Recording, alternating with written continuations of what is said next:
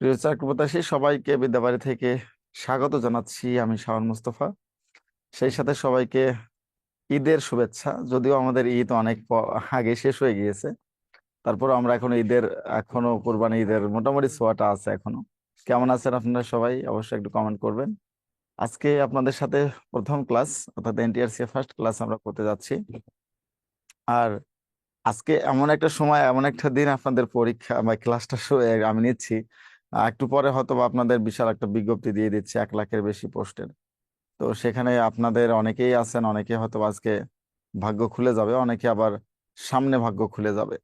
So যেহেতু NTRC বর্তমানে একটা হট টপিক হিসেবে কাজ করে যাচ্ছে, পাশাপাশি অনেকের মধ্যে কনফিউশন ছিল এনটিআরসি আসলে রিটেন হবে নাকি প্রিলি হবে, হ্যান ত্যান এটা ওটা। তো সেটাও ক্লিয়ার হয়ে গেছি আমরা যে প্রিলি, রিটেন এবং ভাইবা সব কটাই থাকবে। আর শুধু একটা জিনিসের চেঞ্জ আসতে পারে, সেটা হচ্ছে এখন থেকে আর শিক্ষক নিবন্ধন গণবিজ্ঞপ্তি 6ষ্ঠ, 19তম, 18তম, 17তম এরকম থাকবে না। ডিরেক্ট শিক্ষক নিয়োগ পরীক্ষা হবে এবং আপনারা যারা চান্স পাবেন সবাই শিক্ষক হবেন। এটা খুবই ভালো একটা দিক আমার কাছে মনে হয়েছে। যেই কয়জন নেবে প্রাইমারির মতো, ওই কয়জনেই আপনাদের এখানে টেকানো হবে। এরপরে আপনাদের রিটেন হবে, তারপরে ভাইবা হবে, সেখান থেকে আপনারা সরাসরি শিক্ষক হয়ে যাবেন। এত কাহিনীর দরকার হবে না, গণবিজ্ঞপ্তি আসতে হবে, এটা আসতে হবে, ওটা আসতে হবে, হ্যাঁ, এগুলো কোনো দরকার হবে না। এটা আপনাদের জন্য খুবই একটা ভালো পদক্ষেপ আমার কাছে মনে হয়। পাশাপাশি আরেকটা ব্যাপার একটু অ্যালার্মিং থাকতে হবে। যদি এবার আফটার 20 লাখ যদি পরীক্ষা দেয়, মানে 20 লাখের মতো যদি পরীক্ষা দেয়, সেক্ষেত্রে আবার একটা ঝামেলা হয়ে যেতে পারে যে আমাদের পরীক্ষা 20 লাখ দিয়েছে, এখন আমাদের আসন সংখ্যা হচ্ছে 1 লাখ। এখন আমরা তো সর্বোচ্চ নিলে যদি 10 গুণ নিতে পারবো রিটেনের জন্য, সেক্ষেত্রে 10 লাখ পাস করাতে হবে। এখন 10 লাখের জায়গায় 15 লাখ 40+ মার্ক পেয়েছে, তখন আপনাদের আবার একটা কাট মার্কের ব্যবস্থা থেকে যেতে পারে যে আমরা 40-এ নেব না, আমরা 50+ পাইলে তাদেরকে নেব। সো এই জায়গাটাও একটু সাবধানের সহিত আপনাদের পড়াশোনা করতে হবে। এজন্য আমার কাছে মনে হয় প্রিলিটাকেও এখন গুরুত্বের সহিত দেখতে হবে।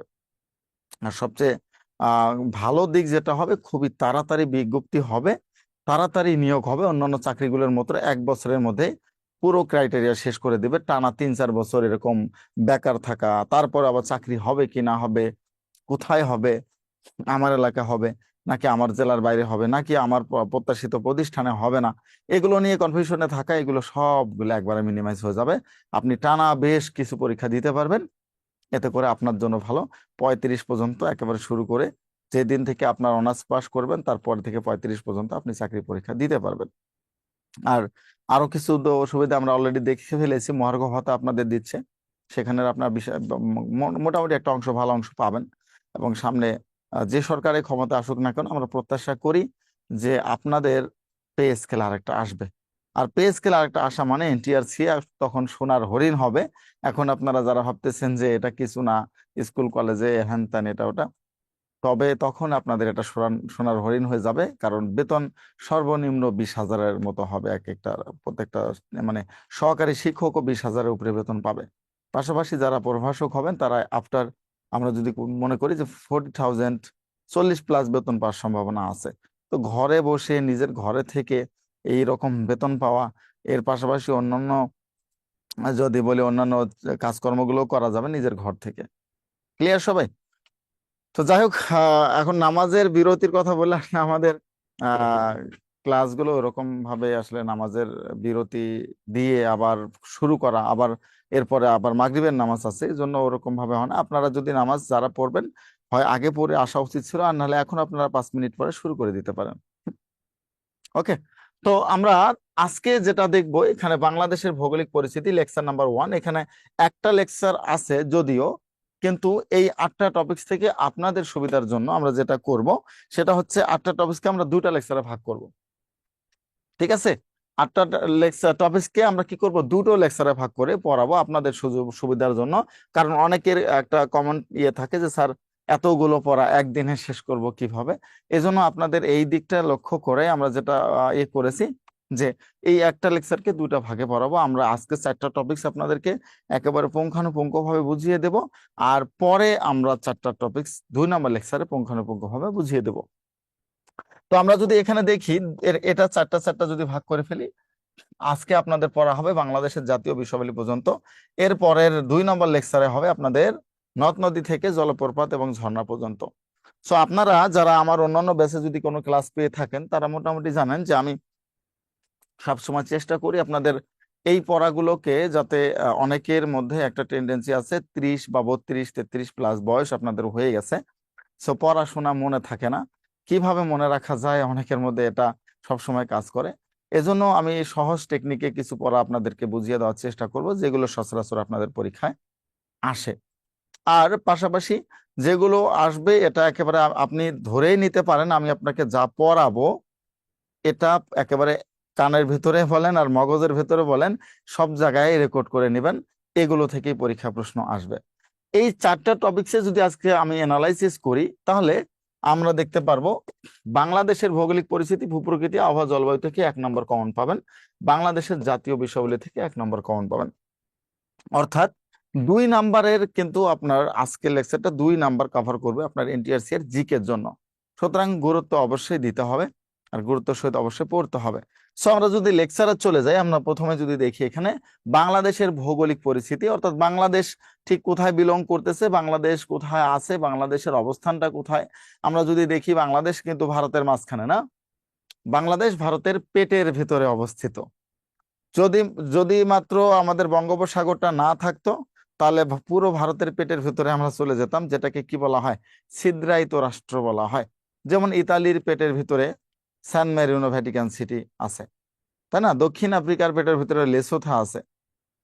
তো এগুলো থাকার কারণ হচ্ছে সব চতুর্দিক থেকে একটা রাষ্ট্র থাকবে, মাঝখানে যে রাষ্ট্রটা এটাকে বলা হয় ছিদ্রায়িত রাষ্ট্র।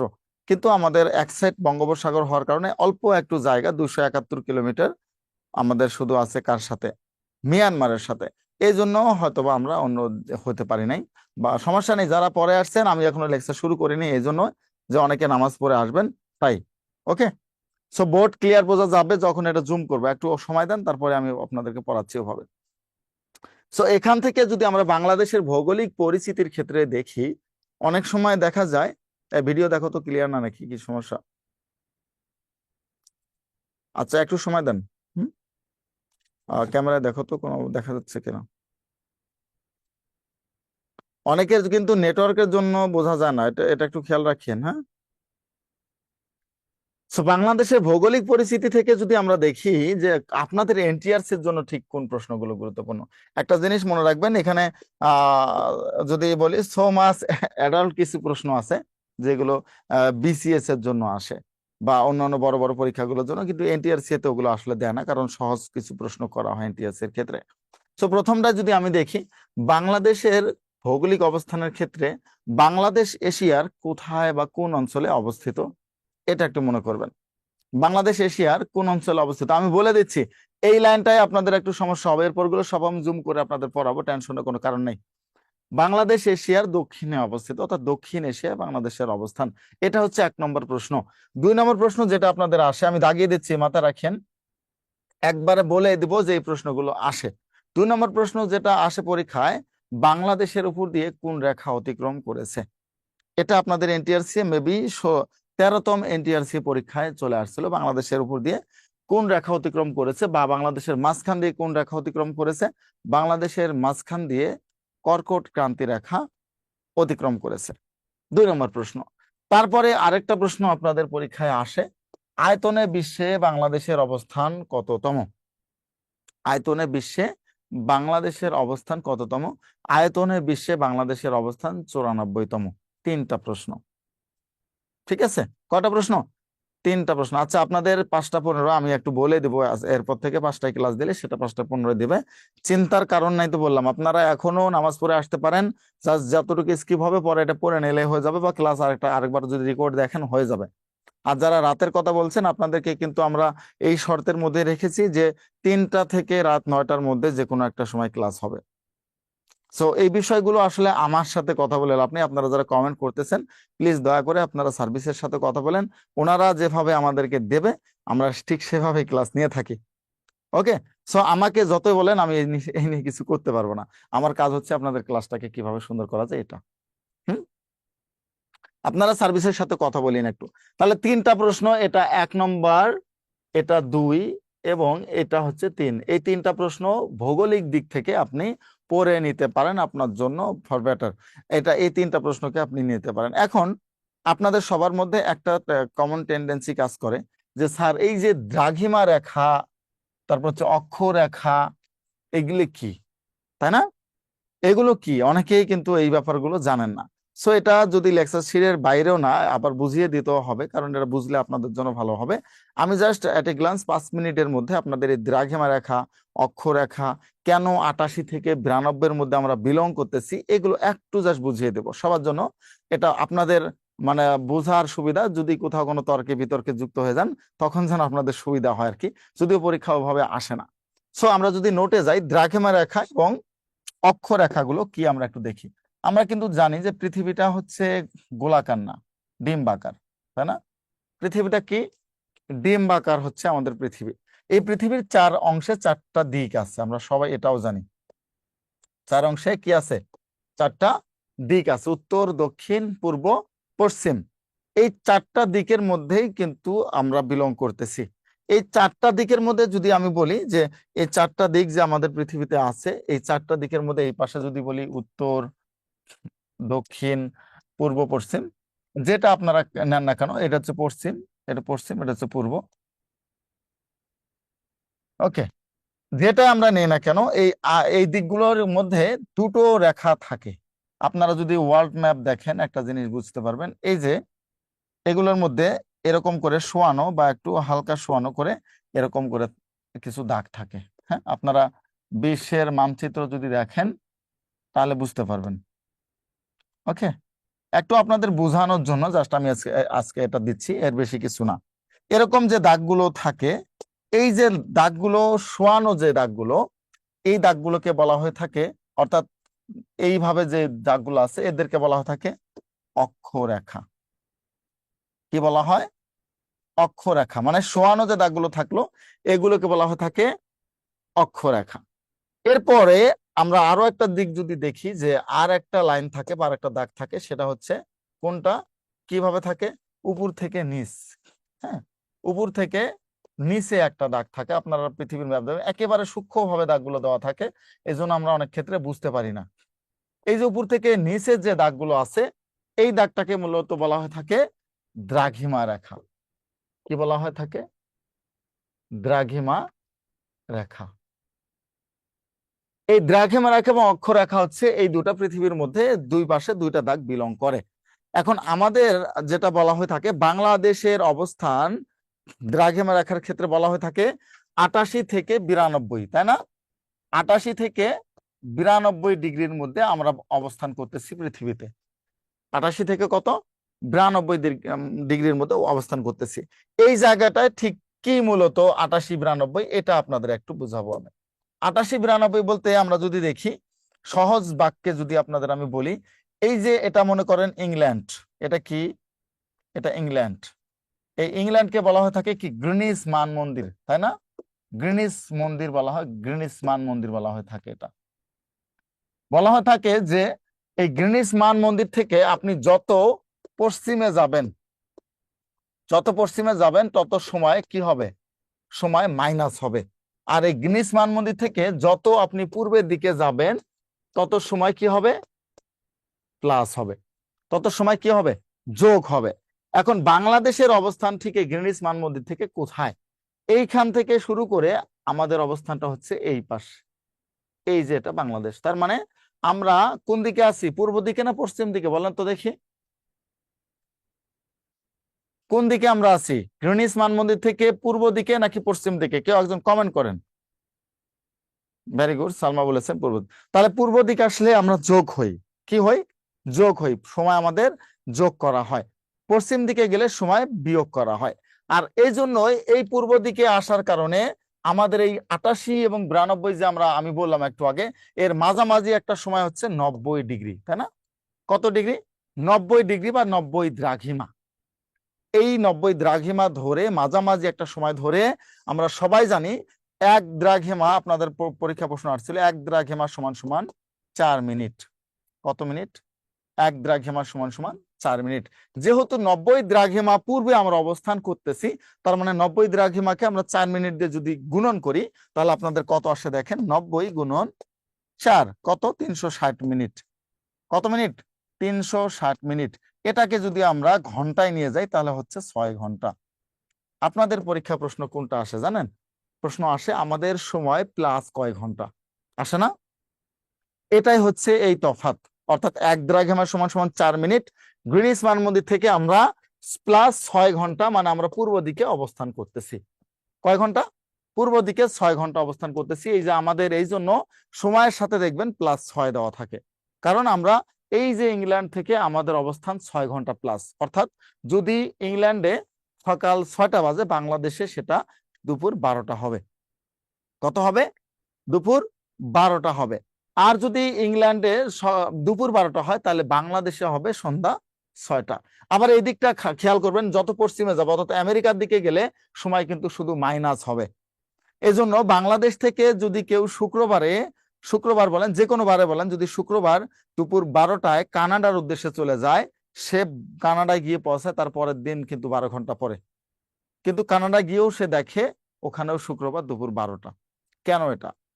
ওই যে -12 ঘন্টা হয়ে গেছে, গিয়ে ওখানে আমাদের এখানে যে +12 ঘন্টা ছিল, এটা ওখানে গিয়ে -12 ঘন্টা হয়ে ওখানেও শুক্রবার 12টা বেজে গেছে। অর্থাৎ এখানে মাঝখানে সময়ের একটা ফাঁকিবাজি আছে। ঠিক আছে?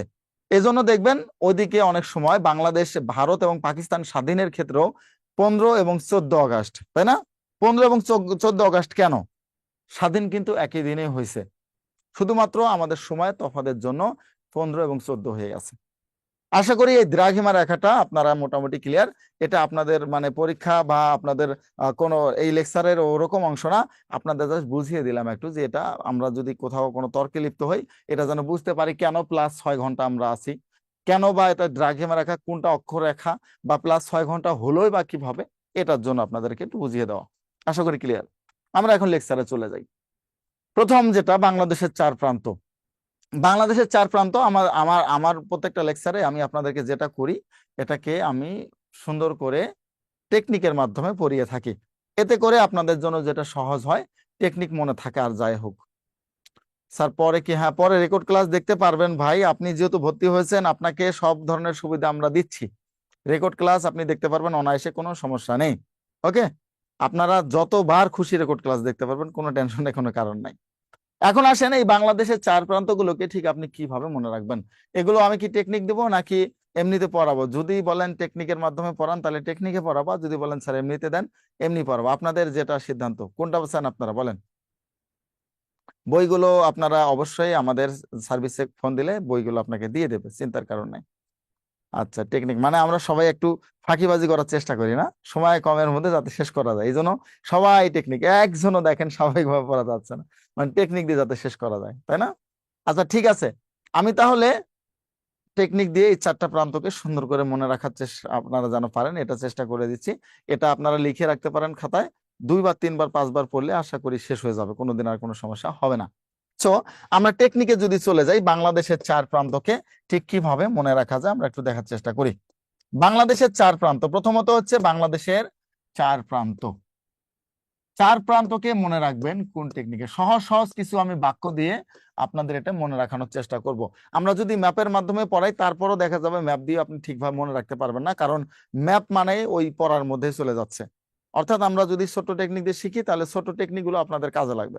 প্রথমে আমরা দেখি বাংলাদেশের 4 প্রান্তকে আপনি ঠিক কিভাবে মনে রাখবেন। যারা আমার অন্য ক্লাস করেছেন তারা এটা পারার কথা।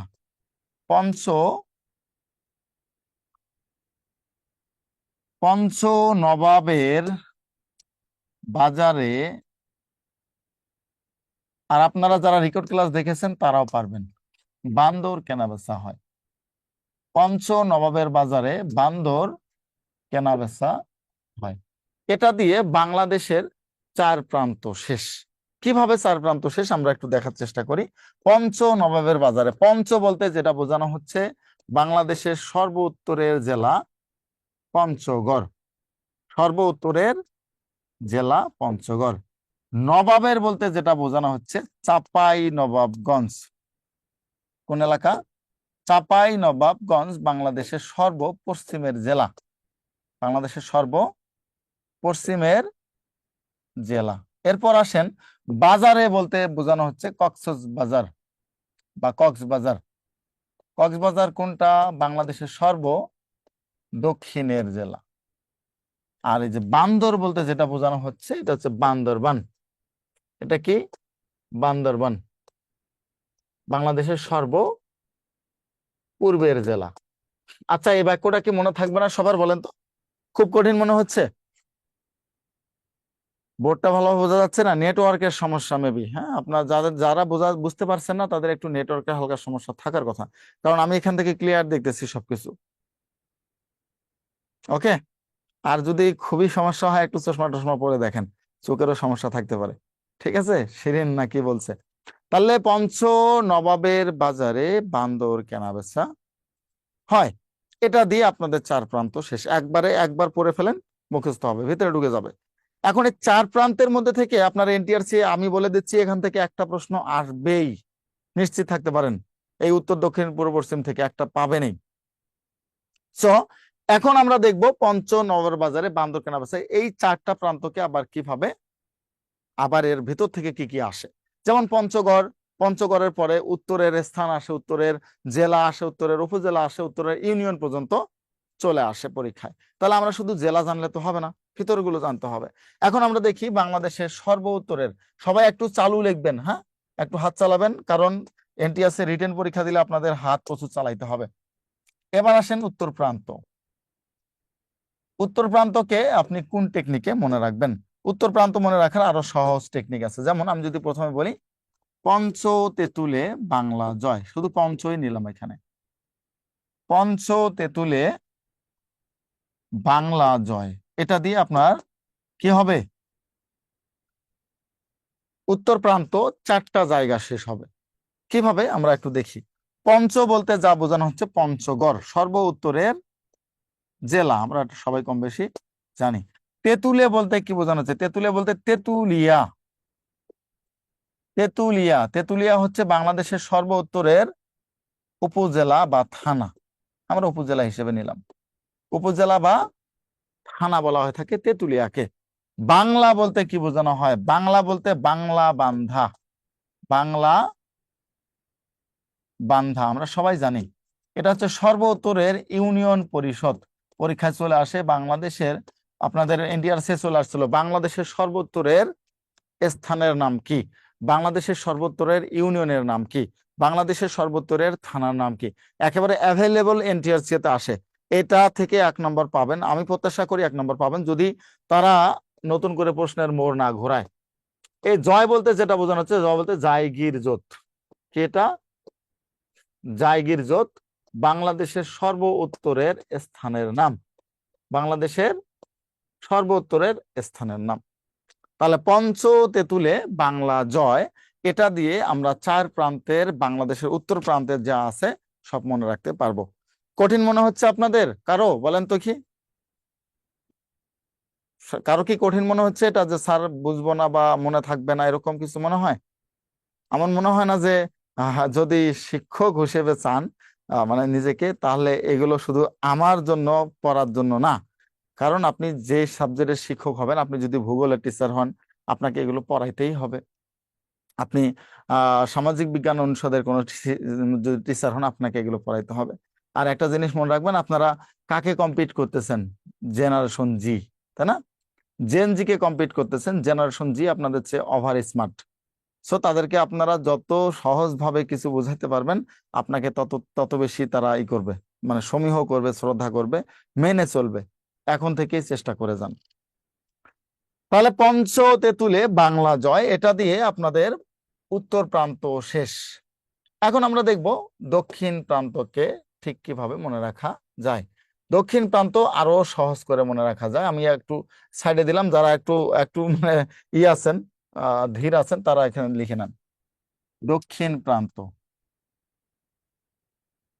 আমরা সবাই কম বেশি সাঁতার কাটি, তাই না? সবাই কম বেশি সাঁতার কাটি। দক্ষিণ প্রান্তে বাংলাদেশের সবচেয়ে সৌন্দর্যমণ্ডিত না কক্সের নাপ নদীতে, কক্সের নাপ নদীতে মার্টিন ও দ্বীপ সাঁতার কাটে। দেখেন এটা দিয়ে শেষ। কক্সের নাপ নদীতে মার্টিন ও দ্বীপ সাঁতার কাটে। এটা দিয়ে আপনার দক্ষিণ প্রান্তের 4টা জায়গা শেষ। দেখি আমরা কিভাবে শেষ করা যায়। কক্সের বলতে যেটা বোঝানো হচ্ছে কক্সবাজার, সর্বদক্ষিণের জেলা কক্সবাজার। নাফ বলতে কি বোঝানো হচ্ছে? টেকনাফ। নাক বলতে কি? টেকনাফ। টেকনাফ হচ্ছে সর্বদক্ষিণের থানা বা উপজেলা। এই যে মার্টিন বলতে যেটা বোঝানো হচ্ছে, মার্টিন বলতে সেন্ট মার্টিনকে বোঝানো হচ্ছে। কারা কারা গিয়েছিলেন সেন্ট মার্টিন? গেছেন? এখন তো কঠিন হয়ে গেছে সেন্ট মার্টিন যাওয়া, আগে সহজে যাওয়া যেত। বাংলাদেশের একমাত্র এটা ইউনিয়ন পরিষদ, যেটা দ্বীপ দ্বীপ আছে অনেকে, কিন্তু এত ছোট দ্বীপ একটা ইউনিয়ন পরিষদ, এটা একমাত্র সেন্ট মার্টিনে হয়। তারপরে দেখেন দ্বীপ বলতে যেটা বোঝানো হচ্ছে আমাদের সবচেয়ে আকর্ষণীয় জায়গা, সেটা হচ্ছে সেরা দ্বীপ। সেটা কি? সেরা দ্বীপ। এটা হচ্ছে বাংলাদেশের সর্বদক্ষিণের স্থান। আপনাদের পরীক্ষায় এর আগে কয়েকবার আসছিল বাংলাদেশের সর্বদক্ষিণের ইউনিয়ন পরিষদের নাম কি। হুম, আপনার এটা বারবার আসছে। সো সর্বদক্ষিণের ইউনিয়ন পরিষদের নাম কি? সেরাদ্বীপ, সেন্ট মার্টিন। সর্বদক্ষিণের স্থানের নাম কি? তখন অন্যভাবে চলে আসে। তখন অন্যভাবে চলে আসে। স্থান আসলে আপনাকে অবশ্যই সেরাদ্বীপ দিতে হবে, আর যদি ইউনিয়ন আসে তাহলে সেন্ট মার্টিন দিতে হবে। কিন্তু যদি সেখানে সেরাদ্বীপ উল্লেখ না থাকে, সেন্ট মার্টিন উল্লেখ থাকে, তাহলে আপনি সেন্ট মার্টিনে দেবেন। তবে সেরাদ্বীপ যদি থাকে কখনোই আপনি সেরাদ্বীপের বাইরে যেতে পারবেন না। তাহলে এটা 4টা শেষ হলো। কক্সের নাপ নদীতে মার্টিন ও দ্বীপ সাঁতার কাটে, এটা দিয়ে বাংলাদেশের দক্ষিণ প্রান্ত শেষ।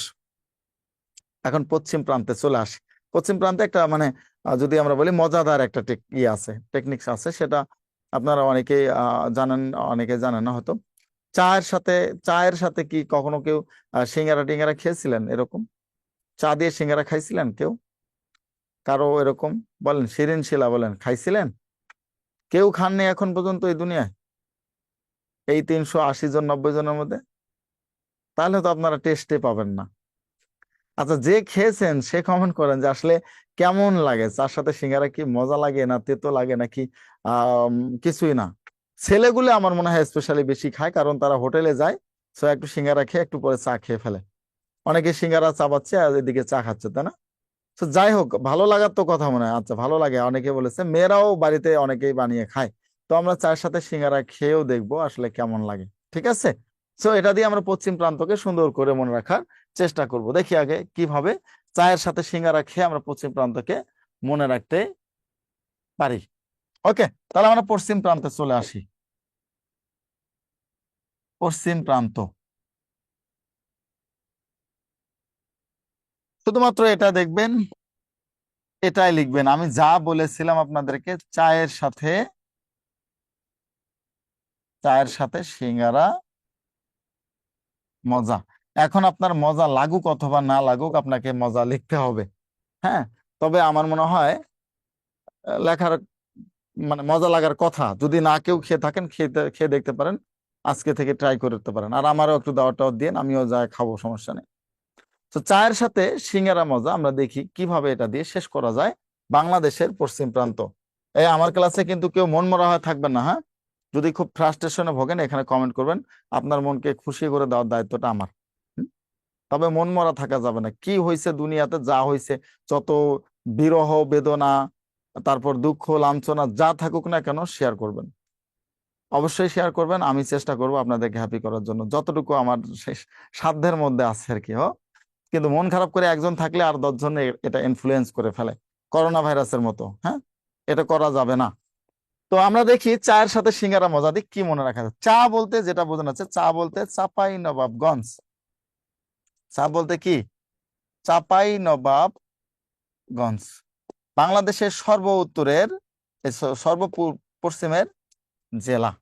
এই যে আমরা সিঙ্গারা যে লিখলাম, সিঙ্গারা শীতে হচ্ছে শিবগঞ্জ। শীতে কি?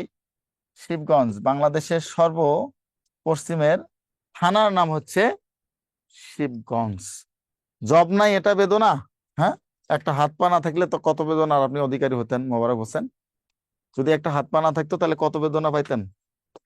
মনে করবেন আপনার জন্য যা বরাদ্দ আছে সেটা আপনি পাবেনই, নিশ্চিত থাকতে পারেন। হয়তোবা দেরি অথবা আগে, দুটোর একটা। তো আমরা দেখি চায়ের সাথে সিঙ্গারা মজা, শীতে শিবগঞ্জ এবং মতে হচ্ছে মনা কষা। মনা কষার নাম হচ্ছে বাংলাদেশের সর্বপশ্চিমের স্থান। বাংলাদেশের সর্বপশ্চিমের স্থানের নাম হচ্ছে মনা কষা। তাহলে চায়ের সাথে সিঙ্গারা মজা দিয়ে আমরা পশ্চিমের সব তিনটা জায়গা আমরা মনে রাখলাম। স্থান এবং ইউনিয়ন পরিষদ একই হওয়ার কারণে এটা তিনটায় থাকবে, চারটা হবে না। ওকে, এখনই মুখস্থ করে ফেলবেন আমার ক্লাসে। আমি রিভিশন দেওয়ার পরে এখন যখন আমি অন্য কোথাও যাব, অবশ্যই আপনারা কি করবেন, এটা মুখস্থ একবার পড়ে ফেলবেন, হয়ে যাবে। ইউনিয়ন এবং স্থান তো বললাম একই জিনিস, ইউনিয়ন প্লাস স্থান একে, তাই এটা আর চেঞ্জ নাই, তিনটাই একই সমান হবে। আচ্ছা মুসা, ভিডিও ছোট হয়ে গেছে, আপনি আবার বের হয়ে আবার আবার ইন করেন, বড় হয়ে যাবে। তাহলে চাঁপাই নবাবগঞ্জ, শিবগঞ্জ এবং মনাকষা, এটা চলে গেল। তারপরে আমরা দেখব সবার শেষে পূর্ব প্রান্ত। পূর্ব প্রান্ত আমরা একটু দেখার চেষ্টা করি, বাংলাদেশের সর্বপূর্বের প্রান্ত। পূর্ব প্রান্ত জাস্ট তিনটা শব্দ দিয়ে মনে রাখবেন, তিনটা শব্দ, পূর্ব প্রান্ত তিনটা শব্দ দিয়ে মনে রাখা যায়। কিভাবে সেটা? বাথাল, বাথাল, হ্যাঁ। আমরা অনেক সময় দেখি না, বানরের বাথাল, গরুর বাথান, মহিষের বাথান, এটা আর কি। মুসা, আপনি জুম থেকে বের হয়ে যান, তারপরে আবার নতুন করে ইন করেন। তাহলে বাথাল দিয়ে আমরা যেটা দেখি, বাথালের মধ্যে বাতে হচ্ছে বান্দরবান। বাতে কি? বান্দরবান। এটা বাংলাদেশের সর্বপূর্বের জেলা, আমরা সবাই জানি বান্দরবান জেলা। এই যে থাতে যেটা বোঝানো হচ্ছে, থাতে হচ্ছে থানচি। যাদের বাড়ি বান্দরবানে আছে বলেন দেখি কার কার বাড়ি আছে এদিকে। থানচি হচ্ছে থানা, থানচি কি? থানা। আর এই যে আতে হচ্ছে আখাইন ঠং, যেখানে মূলত গরু ছাগল একসাথে ঘাস খায়, একসাথে থাকে, সেটাকে বাথান বলা হয়ে থাকে। এই বাথান দিয়েই আমরা মূলত, ঠিক আছে। আখাইন ঠং এটা হচ্ছে বান্দরবন, তারপরে স্থান এবং প্লাস ইউনিয়ন দুটাই। তাহলে বাংলাদেশের সর্বপূর্ব প্রান্তের যে তিনটা জায়গা আছে, এটা বাথান দিয়ে মনে রাখা যায় খুব সহজেই, বাথাল। তাহলে যখন আপনার পরীক্ষা চলে আসবে, আপনি সুন্দর করে একটু জাস্ট কলমটাকে ঘোরাঘুরি করবেন কানের নিচে বা উপরে, দেখবেন মনে চলে আসছে। কারণ কলম কানে ঘোরাইলে আবার মনে যেগুলো থাকে না সেগুলো ফিরে আসে, এটা কিন্তু হাদিসে আছে, আপনারা হয়তো জানেন না। অর্থাৎ আপনার মুখস্থ পড়া যদি কোনোভাবে মনে না আসে, তাহলে কলম কানে রাখবেন, কিছুক্ষণ হয়ে যাবে। ক্লিয়ার? সো আমরা চারটা জায়গায় তাহলে কম বেশি পড়ে ফেললাম। আমি আবারও বলি, প্রথম থেকে যদি আপনাদের আমি দেখাই, একবার প্রথম থেকে আমরা যদি আসি, অনেকে হয়তো বা স্কিপ করেছেন। আর একটা জিনিস মনে রাখবেন, আমার ক্লাসের ক্ষেত্রে আমি যেটা বলবো, অবশ্যই সময়ের মানে টাইম টু টাইম ক্লাস আসার চেষ্টা করবেন। যদি না পারেন আসতে, কাজ থাকে, চাকরি থাকে, সেটা আলাদা ব্যাপার। কিন্তু কেউ কেউ আবার দেখি যে ইচ্ছা করে 5 মিনিট 10 মিনিট লেট করে আসে, আসার পর আবার সে কি করে, স্যারকে বলে স্যার এটা তো স্কিপ করে গেছে, বুঝি নাই, স্যার এটা একটু দেখি, এটা একটু দেখি। এটা করা যাবে না, সময়ের মধ্যে চলে আসেন, আমি আসার আগে চলে আসেন, তাহলে আপনাদের জন্য ভালো হবে, কখনো কোনো কিছু স্কিপ হবে না আশা করি। হুম? তাহলে এটা সবার শেষ, সবার শেষ কিনা, সবাই লিখে নিয়েছেন? এটা কম্পালসারি, যদি আমি বলি ফরজ কাজ আপনাদের জন্য, এই চারটা প্রান্ত মনে রাখা, স্পেশালি ফর এনটিআরসিএ। কারণ এনটিআরসিএ তে এখান থেকে একটা প্রশ্ন আসবেই, আমি বলে দিলাম। এখন বাকিটুকু আপনার দায়িত্ব। এখানে আর একটা প্রশ্ন আপনি নিতে পারেন, সেটা হচ্ছে হিমালয়ের কন্যা কাকে বলা হয়। সম্পর্ক প্রশ্ন হতে হবে হিসাবে একটা প্রশ্ন নেন, যে হিমালয়ের কন্যা কাকে বলা হয়। হ্যাঁ, হিমালয়ের কন্যা বলা হয় থাকে কাকে, কোন জেলাকে? সেটা হচ্ছে পঞ্চগড় জেলাকে। পঞ্চগড় জেলাকে বলা হয় হিমালয়ের কন্যা। কেন বলা হয়? পঞ্চগড় জেলা থেকে হিমালয় পর্বতের পাদদেশ এবং হিমালয় পর্বতের পর্বত শৃঙ্গ, যেটা আমরা বলে থাকি কাঞ্চনজঙ্ঘা, এই কাঞ্চনজঙ্ঘাকে দেখা যায়। এই মেসেজ অফ করো নি তুমি, ডিসপ্লেতে মেসেজ যাও ওনাদের, দেখো তো। এটা এটা ততক্ষণ বলতেছে, দেখো না, সবাই সবার মেসেজ দেখতেছে।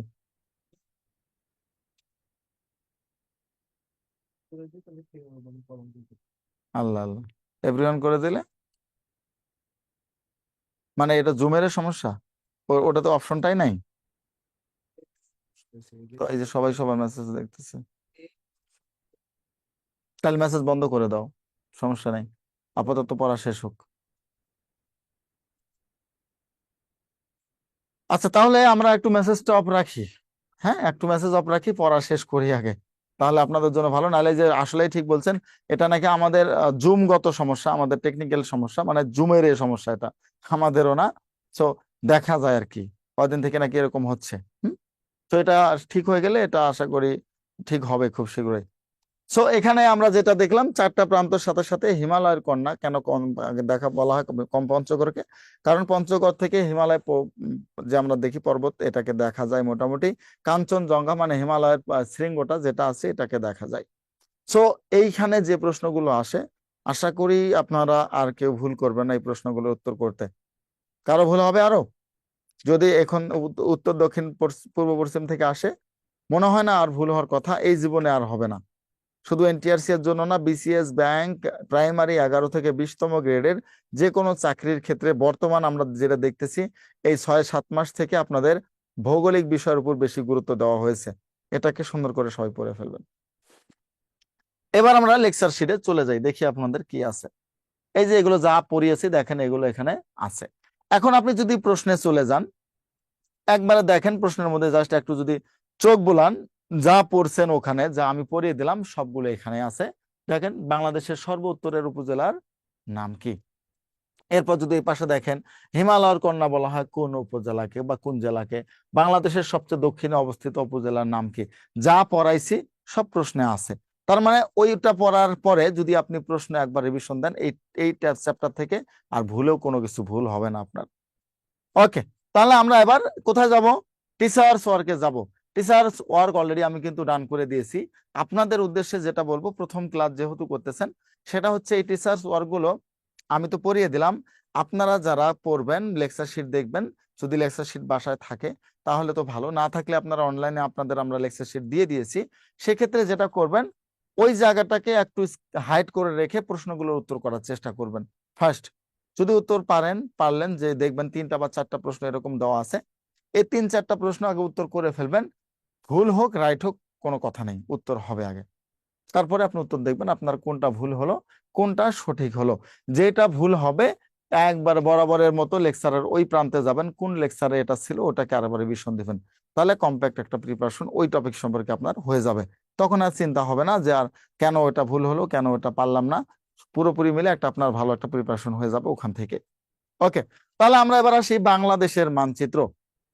বাংলাদেশের মানচিত্রের ক্ষেত্রে এই বর্তমানে প্রেক্ষাপট যদি আমরা আলোচনা করি, বাংলাদেশ শুধু না, সারা বিশ্বে যে পরিস্থিতি সৃষ্টি হয়েছে, এটা তো বলার অপেক্ষা রাখে না। যে আমরা যদি বাংলাদেশের মানচিত্রটা সবাই কম বেশি জানি, তাই না? দেখেন এখানে বাংলাদেশের মানচিত্রটা এখানে দেওয়া আছে, আমি জাস্ট মানচিত্র থেকে আপনাদের যদি চাই পড়াতে পারবো, কিন্তু ওখানে আমি দাগিয়ে দেবো, এই জন্য ওটাকে লাগবে আমার। বাংলাদেশের মানচিত্রে আপনারা দেখতেছেন একটা ছবি, 4 প্রান্ত বাংলাদেশের আছে। এই 4 প্রান্তের মধ্যে বাংলাদেশের 3 প্রান্ত জুড়ে আছে ভারত। 3 প্রান্ত জুড়ে কে আছে? ভারত। এক প্রান্ত জুড়ে মিয়ানমার এবং ভারত দুইজনেই আছে। আরেক প্রান্ত জুড়ে বাংলাদেশের বঙ্গোপসাগর। এই বাংলাদেশের মানচিত্র দেখলে আসলে আমার আপনার ঠিক কি মনে হয়, এটা একটা দেশের মানচিত্র কিভাবে হতে পারে? এটা হতে পারে, এটা আমাদেরকে আসলে মনে হয় এক প্রকার চাপিয়ে দেওয়া হয়েছে। যে মানচিত্রটা এঁকেছে তার মাথায় ঠিক কি খেলা করেছে আল্লাহ মাবুদে জানে। কারণ আপনি দেখেন, ওই ছোট বাচ্চাকে যদি আপনি আপনার যাদের যাদের বেবি আছে, একটা যদি আপনি গোল পরাটা দেন অথবা পাউরুটি দেন, দেখবেন সে কি করবে? মুখ দিয়ে কামড়ায় এটা এই কোনা খেয়ে ফেলবে, মাঝখান থেকে ছিঁড়ে ফেলবে, এই পাশে আরেক কোনা খেয়ে ফেলবে, পুরোটা কিন্তু খাবে না। অর্থাৎ একটা জগা খিচুড়ির অবস্থা বানায় ফেলবে, আপনি নিজেও খাইতে পারবেন না। ঠিক বাংলাদেশের মানচিত্র হচ্ছে এই ছোট বাচ্চাকে দিয়েছে, ছোট বাচ্চা তার মতো খাবলে খুবলে খেয়ে দিয়ে কিভাবে করে দিয়েছে একটা মানচিত্র। এটা বিশ্বের, আপনি সারা বিশ্বের মানচিত্রগুলো যদি দেখেন আপনার কাছে অবাক লাগবে যে আমাদের মানচিত্রটা সম্পূর্ণ অন্য রকমের একটা মানচিত্র, মানে ভিন্ন আঙ্গিকে তৈরি। এখানে দেখেন, কেন তারা যদি মানচিত্র দিতেই গেছে, তাদের যেহেতু দায়িত্বই ছিল, তাহলে তারা এখানে কি পুরোটা আমাদের এক করে দিতে পারতো না? খুবই কি মানে লস হয়ে যেত? ত্রিপুরাটা আমাদের ভিতরে ঢুকে আছে। এই ত্রিপুরার জন্যই আমাদের এখন এই যে ফেনী থেকে শুরু করে এই মাঝখানের জায়গাটা আমাদের এখন হুমকির মধ্যে পড়ে আছে। যে কোনো মুহূর্তে এটা ভাগ হয়ে উল্টো পাশে চলে যেতে পারে। সাম্প্রতিক সময় দেখতেছেন আরাকানরা চাচ্ছে চট্টগ্রাম মিলে সবগুলো আলাদা করে নেওয়ার জন্য। ভারতের একটা থ্রেট হিসেবে আমরা এখন আছি এই ফেনীর জন্য। কেন এই ত্রিপুরা যদি আমরা আমাদের থাকতো বা যারা মানচিত্র করেছে তারা যদি এটাকে দিত, তাহলে আমরা সোজা একটা জায়গা পেতাম।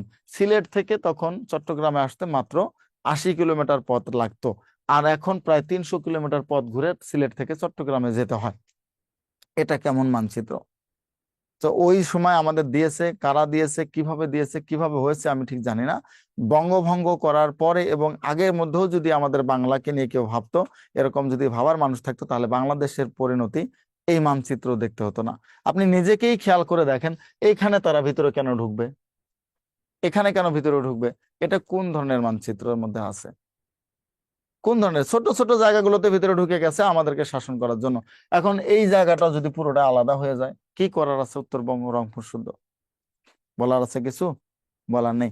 এগুলো আমাদের বঞ্চিত করা হয়েছে, আমাদের অবহেলিত করা হয়েছে। তারপরে এখন কি করার? নিজের সন্তান কালো হোক, ফর্সা হোক, ছোট হোক, বেটে হোক, বোচা হোক, ফাঁসা হোক, যাই হোক না কেন, তাকে নিয়ে তো থাকতে হবে। ঠিক আমাদের এরকম আমার দেশের মানচিত্র আমাকে নিয়ে থাকতে হচ্ছে। বাট এটা অন্যান্য বিশ্বের ক্ষেত্রে, কোনো বিশ্বে এরকম মানচিত্রের ভিতরে কেউ ঢুকে শাসন করা এটা খুবই রেয়ার, খুবই রেয়ার। এনিওয়ে, তাহলে মানচিত্র থেকে আপনাদের ঠিক কি প্রশ্ন আসে?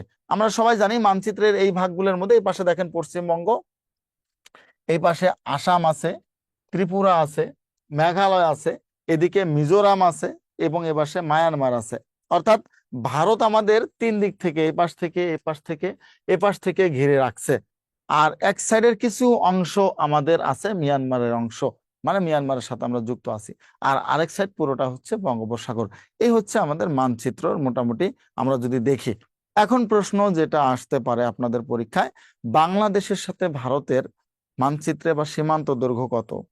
এই যে পুরোটা এলাকা জুড়ে ভারত আমাদের সাথে আছে, একেবারে পুরোটা। তার মানে অবশ্যই বুঝে নিতে হবে সবচেয়ে বেশি ভারতের সাথে আমাদের সীমান্ত দৈর্ঘ্য আছে। তারপরে কোন কোন প্রদেশের সাথে বেশি সীমানা আছে, এটাও পরীক্ষা আসতে পারে। এখানেও দেখেন পশ্চিমবঙ্গ, এই পশ্চিমবঙ্গ পুরোটাই আমাদের এখানে ধরে রাখছে। এদিকে অনেকগুলো রাজ্য আছে, তার মানে পশ্চিমবঙ্গের সাথে সবচেয়ে বেশি সীমানা দৈর্ঘ্য আছে। এরপর মিয়ানমার আছে। আমরা এগুলো একটু পড়ার চেষ্টা করব, আমাদের এখানে যেহেতু দেওয়া আছে এজন্য আপনাদের জাস্ট মানচিত্রটা একটু দেখিয়ে দিলাম। এখন জাস্ট পড়ায় যাব। এখান থেকে যেই কয়টা প্রশ্ন আছে সব কয়টা আপনাদের সামনের পরীক্ষার জন্য সো মাচ ইম্পর্টেন্ট। কেন ইম্পর্টেন্ট বলবো? কারণ এই সময় আমরা দেখতে পাচ্ছি আমাদের সীমানা নিয়ে বিএসএফ এর সাথে প্রায় প্রত্যেক দিন কোনো না কোনো দ্বন্দ্ব হয়ে যাচ্ছে। যদিও আসলে তাদের কাছে আমরা একটা একেবারে চুনোপুটি, কারণ আপনি স্বীকার করেন অথবা না করেন, আবেগ দিয়ে আসলে জীবন চলে না। ভারতের মানে শতকরা 5% ক্ষমতা আমাদের নেই। ভারতের শতকরা 5% ক্ষমতা আমাদের নেই, কারণ তাদের ওয়েপন থেকে শুরু করে পারমাণবিক বোমা, হাইড্রোজেন বোমা থেকে শুরু করে তাদের যে সাবমেরিন থেকে এবং যুদ্ধ জাহাজ, যুদ্ধ বিমান, এগুলোর ধারে কাছেও আমরা নেই। অর্থাৎ ভারত যদি ইচ্ছা করে, বাংলাদেশের উপরে যদি ওরা চায় যে পুরো বাংলাদেশের ম্যাপ তারা বিমান, হেলিকপ্টার, যুদ্ধ বিমান দিক মানে ঢাকে দেবে, ঢেকে দিতে পারবে, তাদের সেই ক্ষমতা আছে। কিন্তু আমরা কেন এই ক্ষমতার অধিকারী হতে পারলাম না? আজকে আপনি ইসরায়েলকে দেখতে পাচ্ছেন। ইসরায়েল ছোট্ট একটা রাষ্ট্র, বাংলাদেশের চেয়ে 3 ভাগের 1 ভাগ, কিন্তু ইসরায়েল ইরানের মতো রাষ্ট্রকে অ্যাটাক করে ফেলেছে। ইরান তার চেয়ে প্রায় 50 গুণ বড় হবে, সে ইরানকে অ্যাটাক করে ফেলেছে। কোন সাহসে, কোন ক্ষমতায়? তাই না? কথা আসে না? অবশ্যই এদের ক্ষমতা হচ্ছে সবচেয়ে বড় পারমাণবিক শক্তিটা, পারমাণবিক শক্তি। তাহলে ইসরায়েল কেন এত ছোট্ট একটা দেশ পরমাণু শক্তির অধিকারী হলো? আজকে উত্তর কোরিয়ার দিকে আপনি তাকান, উত্তর কোরিয়ার প্রেসিডেন্ট কিম জং উন তার পকেটের মধ্যে রিমোট নিয়ে ঘোরে। যদি মার্কিন যুক্তরাষ্ট্র বাড়াবাড়ি করে, তাহলে রিমোটটা শুধু টিপ দেবো আর ওর দেশে যা পড়বো পারমাণবিক বোমা। এই জন্য কিন্তু ডোনাল্ড ট্রাম্প বলেন আর জো বাইডেন বলেন, যেই ক্ষমতা আসুক সে উত্তর কোরিয়াকে নিয়ে কখনোই মাথা ঘামায় না বা বাড়াবাড়ি করে না। নাহলে এতদিন কত আগে ভ্যানিশ করে ফেলতো। এতগুলো দেশ আক্রমণ করতে পারছে, মার্কিন যুক্তরাষ্ট্র উত্তর কোরিয়াকে পারতো না? উত্তর কোরিয়া তো তার সবচেয়ে বড় শত্রু, কিন্তু করে না কেন? পারমাণবিক বোমার জন্য। আমরা পাকিস্তানকে নিয়ে ট্রল করি, কিন্তু পাকিস্তানের ধারে কাছে কেন? পাকিস্তানের 10% আমরা না। কিসের জন্য? তাদের শক্তিশালী সামরিক শক্তির সাথে। তাদের সামরিক শক্তির 10%ও আমরা না। এই যে বাংলাদেশ, পাকিস্তান, ভারত, বাংলাদেশ বিভক্ত হলো কেন? বাংলাদেশের বিভক্তের কারণ শুধুমাত্র কি ধর্মীয়গত কারণ ছিল কিনা? বাংলাদেশ ভারতের ভিতরে কেন পাকিস্তান নিল, এটা কোন কারণ ছিল? এগুলো অনেক জিওপলিটিক্যাল ভিউ আছে, আপনারা এটা অনেকেই হয়তো বা বোঝার চেষ্টা করেন নাই। আমাদের যখন মুক্তিযুদ্ধ পড়াবো তখন আপনাকে আমি বুঝাবো যে আসলে ভারত কেন বাংলাদেশকে হেল্প করেছিল মুক্তিযুদ্ধের সময়, বা কেন তাদের কোন স্বার্থে তারা এটা করেছে, আমরা সেখানে পড়ানোর চেষ্টা করব। সো আজকে যেটা পড়াচ্ছি, যেটা বলতে চাচ্ছিলাম, পাকিস্তানকে নিয়েও আমরা যেটা ট্রল করি, পাকিস্তানের শুধু পারমাণবিক বোমাকে সেভ করার জন্য যে পরিমাণ টাকা তারা খরচ করে, আমাদের 3 বছরের বাজেট খরচ করে ফেলে। তারা কিন্তু শক্তিশালী কেন? এই যে পারমাণবিক বোমার জন্য। এই জন্য দেখছেন ভারত পাকিস্তান যুদ্ধ বাজে বাজে বাজে, সেই জায়গায় কিন্তু যুদ্ধ বাজলো না। কারণ ভালো করেই জানে, যদি বেজে যায় আর যদি পারমাণবিক শক্তি ব্যবহার করা হয়, তাহলে বাংলাদেশের সাথে সাথে মরবে, পাশাপাশি বিশ্ব ধ্বংস হবে। পরমাণু শক্তি ইউজ করা মানে বিশ্ব ধ্বংস। এই যে ইরান এবং ইসরায়েল বেজে গেল, কয়েকদিন আগে দেখলাম গাজাকে নিয়ে কাহিনী, গাজা ধ্বংস, এখন তারা ইসরায়েলের দিকে, ইরানের দিকে তাকালো, ইরানকে আক্রমণ করলো। ইরান কিন্তু একেবারে বিশাল একটা জবাব দিয়ে দিয়েছে। বাট ইসরায়েল তাদেরকে নিজেরকে এইভাবে সেভ করে নিয়েছে, 13 রকমের নিরাপত্তা বেষ্টনী পাড়ি দিয়ে ওদের দেশে কোনো একটা বোমা পড়তে হয়।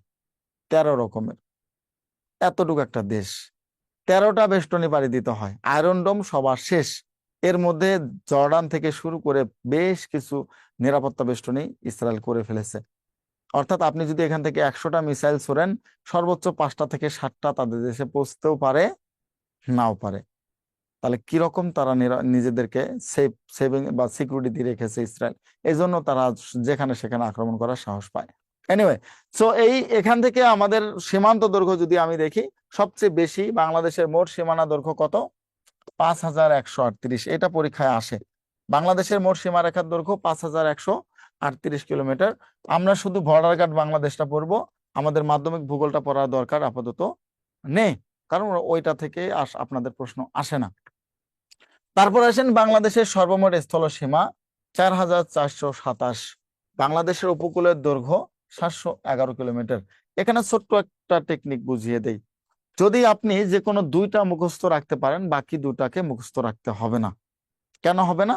যোগ বিয়োগ করলে বের করা যায়। যেমন আপনি যদি প্রথমটা তো আপনার মুখস্থ থাকবেই, প্রথমটা থেকেই, মাদার থেকেই মূলত এগুলো যোগ হবে সন্তানগুলো।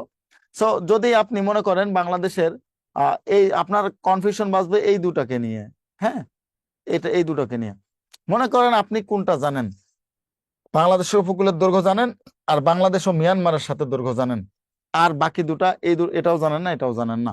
পরীক্ষায় চলে আসলো বাংলাদেশের সর্বমোট স্থল সীমা কত। এখন আপনি যেহেতু উপকূলের দৈর্ঘ্য জানেন, সর্বমোটটা তো জানেন, তাহলে উপকূলের দৈর্ঘ্য থেকে কি করবেন, 5138 থেকে যদি আপনি 711 বাদ দিয়ে দেন, দেখেন বের হয়ে আসছে 7244, 4427। অর্থাৎ উপকূলের দৈর্ঘ্য আপনি জানা আছে, মোট দৈর্ঘ্য জানা আছে, বিয়োগ করলে আপনার স্থল সীমার দৈর্ঘ্যটা অটোমেটিক চলে আসবে, মুখস্থ করতে হবে না, দুটো যে কোনো জানে থাকবেন। এরপর আপনার কোনটা চলে আসলো, বাংলাদেশের সাথে ভারতের সীমান্ত দৈর্ঘ্য কত। আপনার মনে করেন জানা আছে স্থল সীমাটা, কি জানা আছে? স্থল সীমা জানা আছে 4427, 4427। আর জানা আছে আরেকটা, সেটা হচ্ছে মিয়ানমারের সাথে আপনার দৈর্ঘ্য জানা আছে। তাহলে মিয়ানমারের সাথে স্থল সীমাকে বাদ দিলে ভারতের সাথে বের হয়ে আসবে। তাহলে দেখেন এখানে 6, এখানে 12 আছে, 5, এখানে 3, 1 এবং এখানে 4, 4156। তাহলে দেখেন 4156 বাংলাদেশের ভারতের মধ্যে সীমারেখার দৈর্ঘ্য আপনি পেরে গেলেন। অর্থাৎ যে কোনো 2টা যদি মুখস্থ রাখেন, বাকি 2টা মুখস্থ না হলেও ঘাবড়ানোর কোনো কারণ নাই। একটু টেকনিক খাটিয়ে যদি মনে করলেন যে আপনার পরীক্ষায় চলে এসেছে বাংলাদেশ ভারতের সীমারেখার দৈর্ঘ্য কত, তাহলে আপনি সুন্দর করে উপকূলের দৈর্ঘ্য জানেন, আপনি মিয়ানমারের সাথে দৈর্ঘ্য জানেন, তাহলে এই উপকূল আর মিয়ানমারের দৈর্ঘ্য বাদ দিলেও আপনার 4156 অটোমেটিক চলে আসবে। এটা একেবারে না পারলে যেটা করবেন আর কি, এটা আর এমনিতে মুখস্থ করে ফেলেন, মোবাইল নাম্বারের মতো করে মুখস্থ করলেও হয়ে যাবে। সো এভাবে মনে রাখা যায়, এভাবে আপনাদের বের করাও যাবে যোগ বিয়োগ করে। আশা করি যোগ বিয়োগে আপনাদের ভুল হবে না, আর হলেও ওটা ভুল হয়ে যাবে। ওকে, তাহলে আমরা বাংলাদেশের সীমানাটা দেখলাম। এরপর এই পাশে আমরা আসি, বাংলাদেশের সীমানার সাথে সাথে বাংলাদেশের সাথে ভারতের মোট সীমান্তবর্তী কি কি আছে, কোন কোন রাজ্য আছে, কয়টা জেলা আছে, এগুলো পরীক্ষায় প্রশ্ন চলে আসে। সো প্রথমে যদি আমরা দেখি, বাংলাদেশের সাথে ভারতের মোট রাজ্য হচ্ছে 5টি। কতটি রাজ্য? 5টি রাজ্য আছে। এটাকে এক বাক্যে মনে রাখা যায় কি দিয়ে? আমিত্রি মেপ। কি দিয়ে? আমিত্রি মেপ দিয়ে। আতে আসাম, মিতে মিজোরাম, ত্রিতে ত্রিপুরা, মেতে মেঘালয়, পতে পশ্চিমবঙ্গ। তাহলে আমিত্রি ম্যাপ দিয়ে আপনি ভারতের সাথে বাংলাদেশের সাথে ভারতের যে 5টা রাজ্য আছে, 5টা রাজ্যকে সুন্দর করে মনে রাখতে পারবেন। এসিটা একটু বন্ধ করে দাও। তাহলে আমিত্রি ম্যাপ দিয়ে ভারতের সাথে বাংলাদেশের সাথে ভারতের রাজ্য কতটি? 5টি, এটা মনে রাখবেন। এখানে সম্পূরক প্রশ্ন হিসেবে নেন যেটা, যে সবচেয়ে বড়, আমি এর আগে বলে দিয়েছি, সবচেয়ে বেশি সীমানা কোন রাজ্যের সাথে? সবচেয়ে বেশি সীমানা কোন রাজ্যের সাথে? সবচেয়ে বেশি সীমানা হচ্ছে পশ্চিমবঙ্গের সাথে। কার সাথে? পশ্চিমবঙ্গ। আর আরেকটা প্রশ্ন নিতে পারেন আপনারা, সেটা হচ্ছে 7 সিস্টার্স এর কয়টি রাজ্য আমাদের সাথে আছে? 7 সিস্টার্স এর কয়টি রাজ্য আছে? 7 সিস্টার্স এর কেউ বলেন তো দেখি। আপনাদের তো কমেন্ট বন্ধ করা। 7 সিস্টার্স ভুক্ত রাজ্য কয়টি বাংলাদেশের সীমানায়? 7 সিস্টার্স ভুক্ত রাজ্য বাংলাদেশের সাথে হচ্ছে 4টি। এই পশ্চিমবঙ্গ বাদ দিলে, 5টা থেকে পশ্চিমবঙ্গ বাদ দিলে 4টি থাকে। এই 4টি হচ্ছে বাংলাদেশের 7 সিস্টার্স ভুক্ত রাজ্যের অন্তর্ভুক্ত। অর্থাৎ ভারতের 7 সিস্টার্সের এই 4টা রাজ্য বাংলাদেশের সাথে সীমানা আছে, আর বাকি 3টার সাথে নেই। এরপর আসেন, বাংলাদেশের মোট সীমান্তবর্তী জেলা আছে কতটি? অর্থাৎ ভারত এবং মিয়ানমারের সাথে আমাদের সীমান্তবর্তী জেলা হচ্ছে 32টি। কতটি? 32টি। এরপর পরীক্ষা প্রশ্ন আসে, ভারতের সাথে বাংলাদেশের মোট কয়টি জেলার সীমানা আছে? ভারতের সাথে বাংলাদেশের মোট 30টি জেলার সীমানা আছে। ভারতের সাথে বাংলাদেশের কোন বিভাগের সীমানা নেই? ভারতের সাথে বাংলাদেশের 2টো বিভাগের সীমানা নেই। একটা হচ্ছে ঢাকা বিভাগ, আর একটা হচ্ছে কোন বিভাগ বলেন তো? বরিশাল বিভাগ। ঢাকা এবং বরিশাল বিভাগের সাথে ভারতের কোনো সীমানা নেই। এই যে ঢাকা এবং বরিশাল।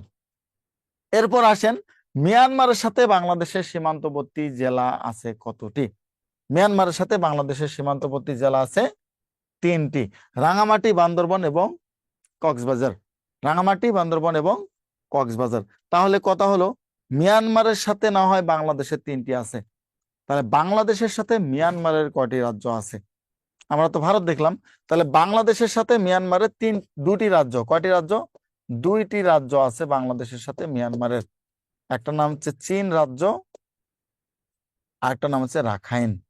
এই যে আমাদের যে ভাইরাস, তাই না, আমাদের যে ফিলিস্তিনে যদি আমরা বলি ইসরায়েলি ইহুদি, বা আমাদের যে ভাইরাস, এই যে ফিলিস্তিনের কথা যদি আপনাদের আমি বলি, ফিলিস্তিন কেন আজকে এত বিপদে?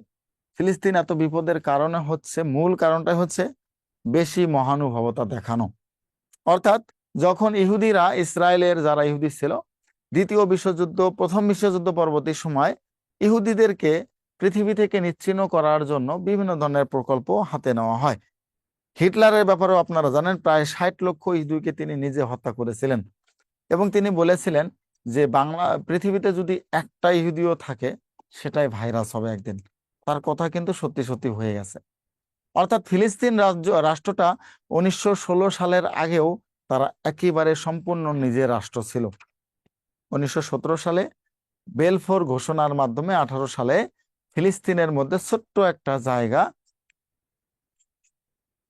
এই কমেন্টটা খুলে দিয়ে যাও, ছোট্ট একটা জায়গা কি করেছে? ফিলিস্তিনের মধ্যে ছোট্ট একটা জায়গা ইহুদিদেরকে দেওয়া হয়, 60,000 মাত্র, 60 থেকে 70,000 ইহুদি। ঠিক আছে, 60 থেকে 70,000 ইহুদি এখানে বসবাস করার জন্য নৌকা দিয়ে সেখানে যা বসবাস শুরু করে। তো ইহুদি জাতি মানে জন্মগতভাবে হচ্ছে প্রচন্ড চালাক জাতি, অর্থাৎ আপনাকে মিনিটের মধ্যে বিক্রি করে খেতে পারবে। আর বাঙালি জাতি হচ্ছে কি? টাউট জাতি, তাই না? চালাক না কিন্তু। বাঙালি জাতি হচ্ছে টাউট জাতি, চালাক বলে না এদেরকে, যাকে ঠকিয়ে টকিয়ে খাইতে পারবে আর কি, এই জাতি হচ্ছে আমরা। আর ওরা হচ্ছে চালাক, প্রচন্ড ব্রেইন ওদের, ইহুদিদের প্রচন্ড ব্রেইন। মানে পৃথিবীর সবচেয়ে বলা হয়ে থাকে মেধাবী জাতি হচ্ছে ইহুদিরা। তো তারা বেশ, এই 100 বছরের মধ্যে দেখেন কি করে ফেলেছে। 100 বছরের মধ্যে কি করে ফেলেছে? ইহুদিরা 100 বছরের মধ্যে পুরো ফিলিস্তিনকে নিয়ে ফেলেছে, গিলে ফেলেছে। কিসের মাধ্যমে? বুদ্ধির মাধ্যমে। আর তাদের পেছনে ছিল মার্কিন যুক্তরাষ্ট্র। এটার জন্যই হয়েছে। তো যাই হোক, ফিলিস্তিন শেষ এখন, ইহুদিদের হয়ে গেছে। আর ইসরায়েল তাদের নিজস্ব রাষ্ট্র, স্বাধীনতা তারা নিয়ে নিয়েছে। আমাদের যেটা হলো, এই যে রোহিঙ্গাদেরকে আমরা জায়গা দিলাম 2016 সাল থেকে। এর আগে 1978 সালে একবার আসছে, 1992 সালে আসছে, 1982 সালেও তারা আসছে। তখন আমাদের রোহিঙ্গারা 2-3 লাখ 5 লাখ এরকম ছিল। কিন্তু 2016 সালে আমাদের একবারে মানবতার পরিচয় দিতে গিয়ে প্রায় আমরা 20 লাখের মতো রোহিঙ্গাকে ঢুকিয়ে ফেললাম। 20 লাখের মতো রোহিঙ্গাকে ঢুকিয়ে ফেললাম। লেকচার শিট দয়া করে প্লিজ আপনারা সার্ভিসে ফোন দেন। আপনাদের আমি প্রথমে এটা বলেছিলাম, লেকচার শিট বিষয়ে কথা আমার এখানে নেই। তো তখন কি হলো, 20 লাখ রোহিঙ্গাকে ঢুকানো হলো, আগের মিলে 25 লাখ হয়ে গেল। এখন দেখেন, কক্সবাজারের যে পাহাড় ছিল অলরেডি খাওয়া শেষ, কিন্তু অলরেডি খাওয়া শেষ। এবং রোহিঙ্গা শিবিরে আপনি যদি যান, আপনি দেখতে পারবেন, আপনি তাজ্জব হবেন। আমরা আমাদের মানে বাংলাদেশি এখন পর্যন্ত প্রায় 23%, 24% মানুষ আমরা গরিব। আমরা এখনো দারিদ্র সীমার নিচে বসবাস করি। সেই জায়গায় রোহিঙ্গাদেরকে এমন রাজকীয় অবস্থায় থাকতে দেওয়া হলো। অনেকের কথা থাকতে পারে যে স্যার, রোহিঙ্গাদের তো বাইরের দেশ থেকে হেল্প করে, কিন্তু আমাকে বুঝতে হবে আমার বাস্তু সংস্থান নষ্ট করেছে, আমার জিও জিও মানে আমাদের ভূখণ্ড শেষ করে দিয়েছে, আমাদের পাহাড়কেও নষ্ট করে দিয়েছে। এগুলো তো আমাদের বাইরের দেশ দিয়েছে। আমাদের 1 কাঠা জমি দিবে বাইরের দেশ, আমাদেরকে দেবে না। তো তাদের ওখানে আমি একবার পর্যবেক্ষণে গিয়েছিলাম, গিয়ে দেখলাম যে আহ তাদের ঘরে ওভেন পর্যন্ত আছে। ওভেন পর্যন্ত, ওভেন অনেকে আমরা বুঝি না গ্রামে যারা থাকি, অর্থাৎ কোনো কিছু খাবার যে আপনি গরম করে খাবেন শীতকালের জন্য, সেই ওভেনটাও তাদেরকে দেওয়া। এবং তারা এতটাই সুখী। কারো কারো ঘরে 2-3টা গ্যাসের চুলা আছে, কারণ এক এক সংগঠন এক এক ভাবে তাদেরকে এগুলো দিয়েছে। ঠিক আছে, প্রথম প্রথম মনে হয় মানুষকে মানবিকতা দেখানো যায়, কিন্তু এটাকে দীর্ঘমেয়াদে নিলে কি হতে পারে? এখন এই আমাদের বাংলাদেশে এই যে কয়েকদিন আগে যেটা হলো, সমীক্ষার মধ্যে দেখা গেছে প্রায় 28 থেকে 30 লাখ রোহিঙ্গা হয়ে গেছে। অশনি সংকেত তো এখন হবে না ভাই, 100 বছর ওয়েট করেন না, কি হয়? এর মধ্যে রোহিঙ্গারা যেটা করেছে, যে রোহিঙ্গাদের তাদের নিজস্ব কমিউনিটি সৃষ্টি করে ফেলেছে। ওইখানে তারা কি করেছে, নিজস্ব দোকানপাট থেকে শুরু করে অন্যান্য সব কিছু তারা করে ফেলেছে। এখন বিপদ আমাদের জন্য কি হলো? আমাদের জন্য বিপদ হলো, এরা যখন আগামী 50 বছর এখানে বিলং করবে, আর রোহিঙ্গাদের আমাদের চেয়েও কিন্তু জন্মহার বেশি। অর্থাৎ তারা বছরে প্রায় বলা হচ্ছে 50,000-এর বেশি রোহিঙ্গা শিশু জন্মগ্রহণ করে। এটাকে আপনি এখন জ্যামিতিক হারে আবার রাউন্ড করেন, ঠিক 50 বছর পর কি হতে পারে? রোহিঙ্গাদের সংখ্যা মিনিমাম 2 কোটি হবে। 100 বছর পর কি হতে পারে? রোহিঙ্গার সংখ্যা 10 কোটির মতো হবে, কারণ জ্যামিতিক হারে বাড়বে। তখন বাংলাদেশের ঠিক কোন জায়গাটা আপনি তাকে জায়গা দেবেন? জায়গা দেবেন কোন জায়গায়? এখন যেহেতু তারা একটু চালাক বেশি, রোহিঙ্গাদের কেন মায়ানমার রাখে নাই? এদের জন্য চালাক বেশি। আমাদের চেয়ে খুস্টা বলে না, খুস্টা বলে না, কেউ এই গ্রাম এলাকা ভাষা না, দুষ্টমি বেশি করে। আপনাকে আমাকে অনায়াসে গলা কেটে মেরে ফেলতে পারবে, তাদের কোনো সামান্যতম আফসোস লাগবে না। তারা হচ্ছে রোহিঙ্গা জাতি। এখন আমরা তাদেরকে জায়গা দিয়েছি মুসলমান হিসেবে। তারা যখন ঘাড়ে বসবে, যখন 2 কোটি 1.5 কোটি মানুষ হবে, বলবে যে এই এখন চট্টগ্রামকে দখল করে ফেলো। ওদিকে আরাকান আছে, আরাকান আর্মি সহ একজোট হয়ে পুরো চট্টগ্রামটা খেয়ে ফেললো, চট্টগ্রামটাকে নিয়ে নিল। এরকম অদূর ভবিষ্যতে আগামী 100 বছর পর আমরা কোণঠাসা হয়ে যেতে পারি। উত্তরবঙ্গে সবাই চলে যাবেন থাকার জন্য, জায়গা পাবেন না, তারা পুরোটা দখল করে ফেলবে। এটা হতে পারে, সমূহ সম্ভাবনা আছে। এই যে দরদগুলো দেখানোর জন্য এটা হয়েছে। আমি জানি না কিভাবে এটা কিভাবে মানে এটাকে কিভাবে মিনিমাইজ করবো, আমার এখন পর্যন্ত মাথায় কাজ করে না। সো এনিওয়ে, এই যে রোহিঙ্গাদের এই রাখাইন থেকে নিয়ে আসা হয়েছে, চীন এবং রাখাইন, এই দুটো রাজ্য হচ্ছে মিয়ানমারের কি, মিয়ানমারের দুটো রাজ্য বাংলাদেশের সাথে সীমান্ত দৈর্ঘ্য আছে। হ্যাঁ, আপনি ফিলিস্তিন হবেন, ফিলিস্তিন হবেন। আপনার ফিলিস্তিনের মধ্যে সবগুলো মানুষ মিলে 2 কোটি মানুষ বসবাস করে না। আপনার দেশে অলরেডি 18 কোটি আছে। কই জায়গা দেবেন আপনার দেশের মানুষগুলোরে? হ্যাঁ, একটা মাত্র জেলা আছে যেটা দুই দেশের সাথে সীমানা, সেটা হচ্ছে রাঙামাটি জেলা। তো এটা আশা করি আপনারা সবাই বুঝে গেছেন। এখন আসেন বাংলাদেশের বিভাগ এবং জেলা। বাংলাদেশের বিভাগ এবং জেলার মধ্যে এখানে যেটা দেওয়া আছে, এটা তো পড়ে নেবেন, এটা তো কোনো মাপ নাই, এটা পড়তে হবে, এখান থেকে আসে। আর এই যে এই জায়গায় আমি বেশ কিছু 2-3টা প্রশ্ন আরো বাড়িয়ে দিচ্ছি, যেগুলো পরীক্ষা আসতে পারে আপনাদের। স্বাধীনতা লগ্নে বাংলাদেশের মোট জেলা ছিল কতটি? কিছুদিন আগে পরীক্ষায় চলে আসছে, বিসিএস এ চলে আসছিল। স্বাধীনতা লগ্নে বাংলাদেশের মোট জেলা ছিল 19টি। কতটি জেলা ছিল? 19টি জেলা ছিল স্বাধীনতা লগ্নে। মোট বিভাগ ছিল কতটি?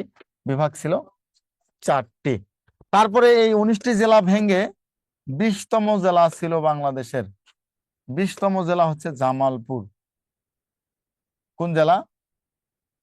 জামালপুর। এই 20টা জেলাকে ভেঙে 64 জেলায় রূপান্তর করা হয় কবে? 20টা জেলাকে ভেঙে 64 জেলায় রূপান্তর করা হয় 1984 সালে। কত সালে? 1984 সালে। এটা পরীক্ষা আসতে পারে। 1984 সালে 20টা জেলাকে ভেঙে 64টা জেলায় পরিণত করা হয়। প্রাইমারি রাইজেস প্লাস বলে এর সাথে কি সম্পর্ক? আপনারা এই যে কে এতগুলো কমেন্ট করেছে, প্রাইমারি রাইজেসের সাথে এটার কোনো সম্পর্ক নেই। কেউ কমেন্ট করবেন না, কমেন্ট খুলে দিয়েছি, ইমার্জেন্সি ছাড়া কোনো কমেন্ট করবেন না। ক্লিয়ার? এগুলো আমি একবারে বলে দিয়েছি, লেকচার প্রথমে আসিয়ে বলে দিয়েছি, লেকচার শিট নিয়ে কোনো কথা বলবেন না। তারপরও আপনারা লেকচার শিট নিয়ে কথা বলতেছেন। তাহলে এটা থেকে আপনারা 20তম জেলা জামালপুর, 20 থেকে 64 জেলায় রূপান্তর করা হয় 1984 সালে। এটা পড়ে ফেলবেন, বৃহত্তর জেলা, ক্ষুদ্রতর জেলা।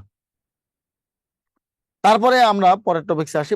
প্রশ্ন উত্তরগুলো আমি ঠিক যেভাবে আপনাদের বলে দিয়েছি, একবার করে রিভিশন দিবেন, পড়াটাকে একবার পড়ে ফেলবেন, তাহলে আর প্রশ্ন উত্তর নিয়েও সমস্যা হবে না, পড়া নিয়েও কোনো সমস্যা আপনাদের থাকবে না। এখন আমরা দেখি পরবর্তী টপিকসে আপনাদের কি আছে। পরবর্তী টপিকস আমার মনে হয় বাংলাদেশের আবহাওয়া এবং জলবায়ু থেকে আপনাদের আসে। এই যে এগুলো হাত দিয়ে ধরে রেখে সুন্দর করে পড়বেন। বাংলাদেশের সমুদ্র বিজয়। বাংলাদেশের সমুদ্র বিজয় থেকে আপনাদের 4টা প্রশ্ন আসে। এই 4টা প্রশ্ন সচরাচর আসবে, এর বাইরে প্রশ্ন আসে না। আমি দাগিয়ে দিচ্ছি, 4টায় পড়বেন। ইটলস এর পূর্ণরূপ কি? বাংলাদেশের রাজনৈতিক সমুদ্র সীমা কত নটিক্যাল মাইল? বাংলাদেশের অর্থনৈতিক সমুদ্র সীমা কত নটিক্যাল মাইল? এবং মহীসোপান কত নটিক্যাল মাইল? এই কয়টায়। রাজনৈতিক সমুদ্র সীমা বাংলাদেশের 12 নটিক্যাল মাইল।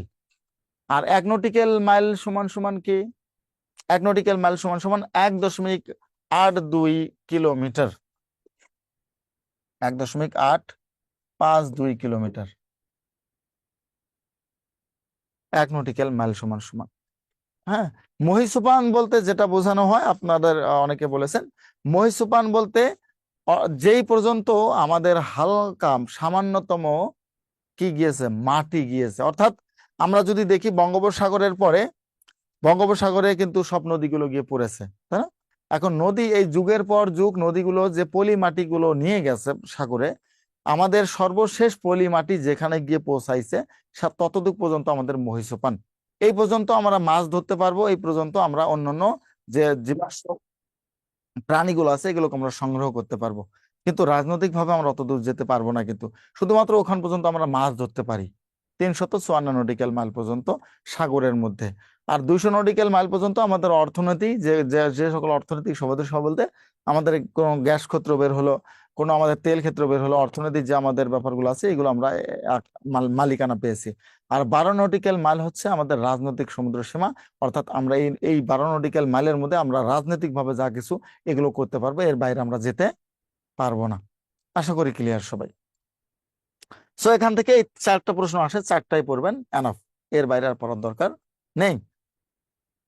এবার আসেন বাংলাদেশের ভূ প্রকৃতি। বাংলাদেশের ভূ প্রকৃতির ক্ষেত্রে এখানে বিশাল করে দেওয়া আছে, বা এখানে আপনারা অনেকে বুঝতেও পারেন, নাও পারেন। আমি জাস্ট আপনাদেরকে ছোট্ট একটা মানে ম্যাপ ম্যাপ না দিলেও চলবে। বাংলাদেশের ভূ প্রকৃতি 3 ভাগে ভাগ, এগুলোকে ভাগ করে করে দিয়ে যদি পড়াই দেই তাহলে হয়ে যাবে। সো আপনারা একটু নোটে যাই, আমরা সবাই বাংলাদেশের ভূ প্রকৃতিকে কিভাবে আমরা পড়বো একটু দেখাই।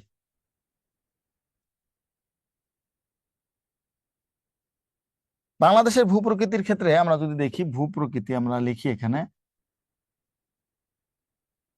বাংলাদেশ প্রকৃতিগত ভাবে হচ্ছে 3 ভাগে বিভক্ত। কয় ভাগে? 3 ভাগে বিভক্ত। যদি আমরা এটাকে জাস্ট অনলি বোঝানোর জন্য আর কি একটা মনে করেন যে ম্যাপ আঁকলাম, এটা এই পর্যন্ত মনে করেন। সো এই ম্যাপটাকে আমরা যদি একটু বিশ্লেষণ করি বাংলাদেশের ভূপ্রকৃতিকে বোঝানোর জন্য এনাফ। এই ম্যাপের মধ্যে এটা যেটা আছে, এই এতটুকু জায়গা, এটা হচ্ছে চট্টগ্রাম, এটা হচ্ছে কি চট্টগ্রাম এলাকা। এই যে এখানে যেটা আছে এটা হচ্ছে সিলেট এলাকা। চট্টগ্রাম এবং সিলেট এই দুটো জায়গা নিয়ে আলোচনা করব। তারপর এখানে মাঝখানে আছে, এটাকে বলা হচ্ছে ভাওয়ালগড়। কি এটা? ভাওয়ালগড়। আর এই জায়গাটা হচ্ছে বরেন্দ্র অঞ্চল বা উত্তরবঙ্গ, বরেন্দ্র।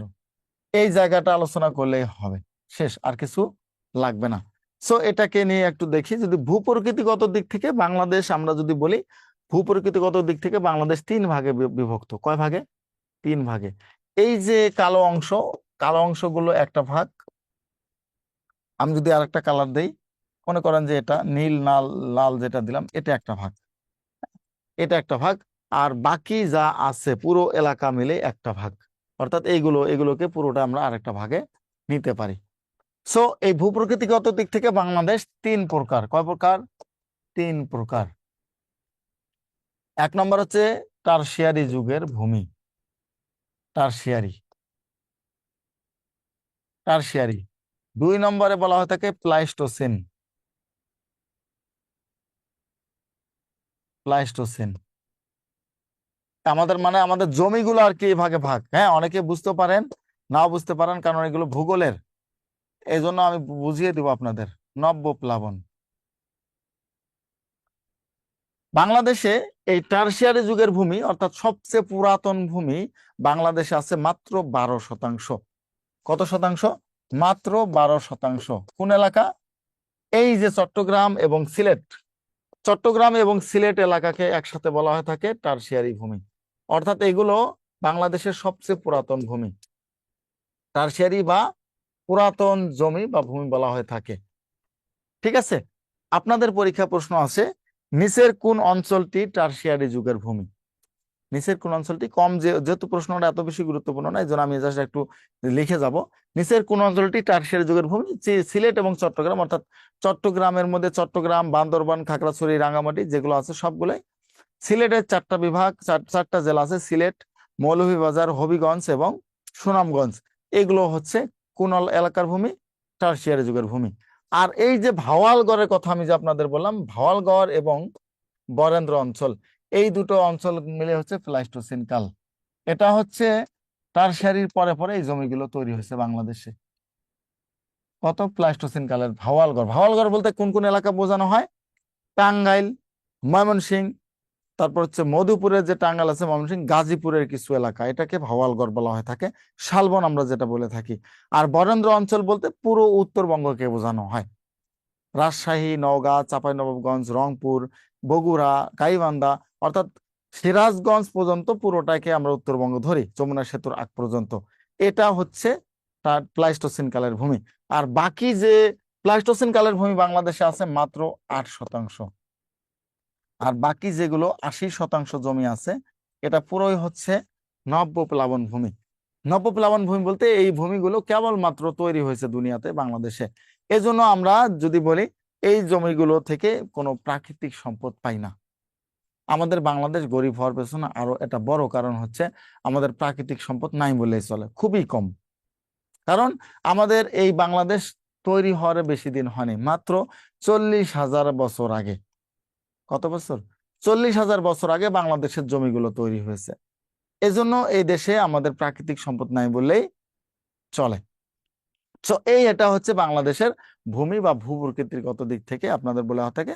পরীক্ষায় খুব একটা বেশি আসে না, এত বেশি গুরুত্বপূর্ণ নয়। আমি যেগুলো গুরুত্বপূর্ণ ওগুলো আগে বলে দিয়েছি। এটাকে জাস্ট একটু নিজেরা পড়ে নেবেন, যদি কখনো অন্যান্য পরীক্ষায় আসে তাহলে কাজে লাগবে হয়তোবা।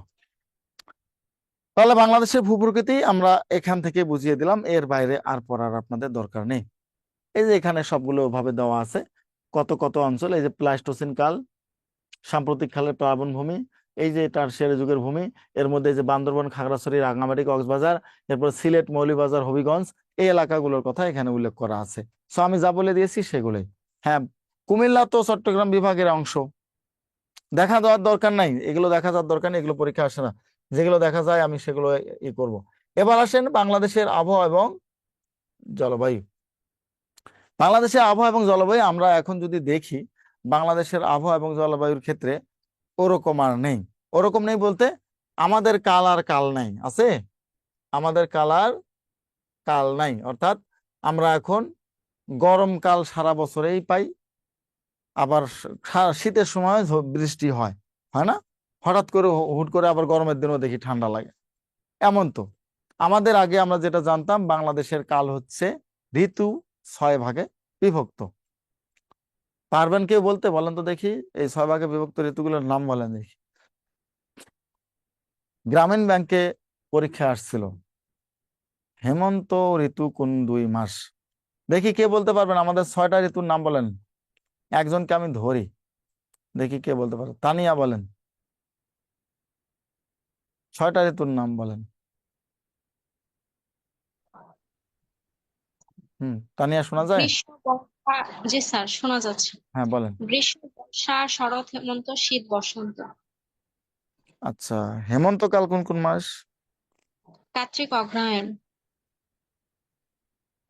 শরৎ? শরৎ, ভাদ্র, আশ্বিন। আপনি কি গ্রামের মানুষ নাকি? শহরের মানুষ গ্রাম, কিন্তু শহর সহজে এটা মিলিয়ে। পারবে না, ঠিক আছে? শহরের মানুষ সহজে এটা পারবে না, আমি শিওর। কারণ শহরে যারা বসবাস করে, ওই যে আমি আমি আমার এক কাজিন ছিল, তো তার বাবাকে বলছে, বাবা ধানের গাছ কেমন আমি দেখবো, ঠিক আছে? আরেকজনকে আমি বলতে শুনেছি যে পাট গাছ দিয়ে কি খাট টাট বানানো যায় কিনা। অর্থাৎ তারা ঠিক কতটুকু কি চেনে। হ্যাঁ, কালের ক্ষেত্রে আমরা এটাও জানি যে বাংলার প্রতি আমাদের অনীহা আছে, আছে না? বাংলার প্রতি আমাদের অনীহা আছে। আমরা এখন হেমন্তকালে আর হালকা ঠান্ডা অনুভব করি না। শরৎকালে কাশফুল ঠিকই মানে ফোটে, কাশফুলে আমাদের আর যাওয়া হয় না। বসন্তকালে আর সেভাবে কোকিল ডাকে না, ডাকে? ডাকে না। মানে কালগুলো 3 ভাগে এসে গেছে 6 ভাগ থেকে। আর বাংলার প্রতি আমাদের অনীহা আছে। বাংলা, কেউ একজন মনে করেন যে পটপট করে ইংলিশ বলতে পারলো, ওটাই আপনাদের সবচেয়ে একেবারে আইডল, আপনার ক্রাশ পারসন, সে ইংলিশ বলতে পারলো। কিন্তু এই 52 আমরা এই বাংলা ভাষার জন্য জীবন দিয়েছি। এই 52 আমরা বাংলাকে, বাংলার জন্য আমাদের এই তাজা রক্তগুলো বিসর্জন দিয়েছি। ইভেন এখন বাংলাকে যে দিয়েছি, আসলে এই যুগ, আমি তো বললাম জেনারেশন জি এবং আলফা বিটা, এদেরকে আপনাদের মুখোমুখি হতে হবে যারা টিচার হবেন। সো এমন কিছু আপনারা দেখবেন যেটাতে আপনার মাথায় নেবে না, মাথায় নেবে না। কারণ আমার এক স্টুডেন্ট, আমি আমি আমি এক আহ, বের হওয়ার পর অল্প কিছুদিন আমি একটা স্কুলে জব করতাম। তো 21শে ফেব্রুয়ারি আগে 20 ফেব্রুয়ারি তাকে আমি প্রশ্ন করি, সে বড় নাইনের গার্ল। তাকে প্রশ্ন করি যে আসলে 21শে ফেব্রুয়ারি কি, সে আমাকে রিপ্লাই দিতে পারে নাই। স্যার সবাই তো ওই দিন ফুল নিয়ে যায়, আমরা দেখি আমরা ফুল নিয়ে যাব, এটাই হচ্ছে তার উত্তর। তো কয়েকদিন আগে দেখলেন আপনারা একটা জিনিস ভাইরাল হলো যে আন্তর্জাতিক মাতৃভাষা দিবসে কয়েকজন শহীদের নাম বলেন, ঠিক আছে? তো সেখানে কিন্তু সে শহীদের নাম বলতে পারে নাই, অথচ সে A+ পেয়ে বসে আছে। সো এই হচ্ছে আমাদের বর্তমান বাংলাকে ধারণ, অর্থাৎ বাংলাকে আমরা এখন ধারণ করি কিসে? বৈশাখ আসলে একেবারে পান্তা ইলিশ খাইতে হবে, জন্মে যেটা খাই নাই সেটা খাইছি আমরা সেখানে, খাইতেই হবে, এটা দুনিয়া উল্টে যেতে পারে। কিন্তু আসলে কি আমরা বাংলাকে ধারণ করি? সত্যিকার অর্থে না। ওই সে কি করে, তার বয়স হয়েছে তরুণী, সে কালো শাড়ি কিনবে, বাবা মাকে বলবে কালো শাড়ি লাগবে, আলতা দেবে পায়ে, ওই দিন তো পা খুলে যাইতে হয় ফুল দিতে। হ্যাঁ, এখন এটা হচ্ছে তার কি, বর্তমান জেনারেশন জির এটাই সমস্যা। আলতা পায়ে দিয়ে ছবি তুলে তারপরের দিন ওই দিনেই সে প্রোফাইল পিকচার আপলোড করবে, এটা আলতা পায়ে ছবি দিছে সুন্দর করে। আসলে কি সে এই বোঝে যে আসলে এটা ভাষা আন্দোলন, কতটুকু জীবন দিয়েছি আমরা? এটা কিন্তু সে বোঝে না। এখন সে হাতে আসলে ফুল নিয়ে শহীদকে দিতে যাচ্ছে, নাকি তার ওই বেবি আর বাবু ওদিকে দাঁড়িয়ে আছে তাকেই ফুলটা দিতে যাচ্ছে, আল্লাহ মাবুদ জানে। কারণ গোলাপের তো রং লালে হয়, কাকে সে গিফট করবে এটা আল্লাহ জানে। জানা হয় না এমন? এমন কিন্তু হয়। সো আমরা এটাই জানি, ওরা মাকে ডাকে মাম্মি আর বাবাকে ডাকে ড্যাড, দাদিকে ডাকে গ্র্যান্ডমা বলে, দেখ বাংলা দেখ। ওরা ইংরেজিতে বললে কথা, নিজেকে ভাবে ধন্য, আমি হাসবো না কাঁদবো ও বা তোর জন্য।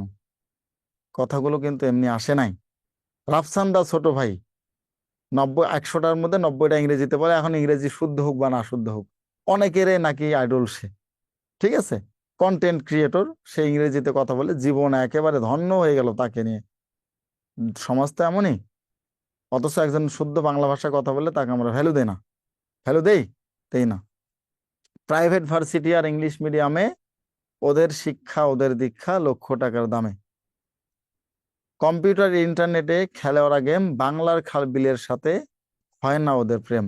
অর্থাৎ বাংলার খালবিল কি কখনোই তারা দেখেনি। আমরা যারা গ্রামে বড় হয়েছি তারা এটা জানি, তারা এটা মোটামুটি জানি। এই যে আমি যদি এখনো গ্রামে যাই, এখনো গিয়ে ওই ঠিকই আমি পুকুরে নেমে পড়ি মাছ ধরার জন্য, পারি বা না পারি কতটুকু হোক সেটা দেখেন না। কিন্তু এই জেনারেশন, বলিয়েন তো খালি জুতাটা পা থেকে খোলার জন্য আছে। একটা মাছায় বসবেন, একটা মানে চায়ের হোটেলে বসবেন, 10 জন তো 10টা মোবাইল নিয়ে, 10 পাশে তাদের আনাগোনা, 10 পাশে তাদের খেলাধুলা, পাবজি থেকে শুরু করে ক্ল্যাশ অফ ক্লান থেকে শুরু করে, এখন তো আর শেষ জেনারেশন, মোটামুটি শেষ। আপনার দিকে ফিরে তাকানোরও তার সময় নেই, আপনি যে কেউ একজন আসছেন। এটাই হচ্ছে গ্রামের এখন প্রকৃতি। আর সে মাছ ধরতে যাবে, সে নদীতে দৌড়াবে, সে পাখির বাসা খুঁজবে, অসম্ভব, কখনো এই খোঁজে না। এই জন্য এদের প্রকৃতি এমন। 6-7 বছরের মধ্যে চোখের অবস্থা খারাপ, চশমা ছাড়া আর কিছুই দেখে না দূরের। কারণ সে তো প্রকৃতির দিক থেকে নাই, জিরো জিরো। এই জন্য এদেরকে, এই কয়েকদিন আগে আসলো হেমন্তকাল কি মাস, অনেকে পারেনি। আমি জানি যারা জেনারেশন জি এর সদস্য ম্যাক্সিমাম ভুল করেছে, কারণ তারা তো কাল সম্পর্কে তাদের ধারণা নেই। বাংলা মাসে অনেকেই 12 মাসের নাম বলতে পারবে না। আপনারা হয়তো এখানে অনেকে বয়স আছে, গ্রামের আছেন, তারা বলতে পারবেন, কিন্তু অনেকে পারবে না। কেন পারতেছে না? এই জন্যই পারি না আমরা। সো এনিওয়ে, আবহাওয়া এবং জলবায়ুর ক্ষেত্রে এই যে কালগুলোকে পরীক্ষা এখন দিয়ে দেয়, পরীক্ষা এখন দিয়ে দেয়, সুতরাং এগুলো একটু পড়ে নেবেন। গ্রীষ্মকাল মার্চ থেকে মে, ফাল্গুন থেকে জ্যৈষ্ঠ। গ্রীষ্মকাল সূর্যটা দরকার নেই। জুন থেকে অক্টোবর হচ্ছে বর্ষাকাল, জ্যৈষ্ঠ থেকে কার্তিক বলা হয়ে থাকে বাংলা মাস। আর শীতকাল নভেম্বর থেকে ফেব্রুয়ারি, কার্তিক থেকে ফাল্গুন মাস পর্যন্ত শীতকাল। এই 3টা কালে বর্তমান বাংলাদেশে এখন আছে। আর এই যে এখান থেকে আরেকটা প্রশ্ন পড়বেন, বাংলাদেশে বার্ষিক গড় বৃষ্টিপাত কত? বাংলাদেশে বার্ষিক গড় বৃষ্টিপাত কত? বাংলাদেশে বার্ষিক গড় বৃষ্টিপাত হচ্ছে 203 সেন্টিমিটার। যদিও এটাও এখন বাংলাদেশ ওভারটেক করে ফেলেছে। হুম, এটাও বাংলাদেশ ওভারটেক করে ফেলেছে। আচ্ছা, এত কমেন্ট করতেছেন, করিয়েন না, কমেন্ট করিয়েন না। ভিডিওতে দেখা যায় কি না যায় এগুলো কি জানানোর কথা?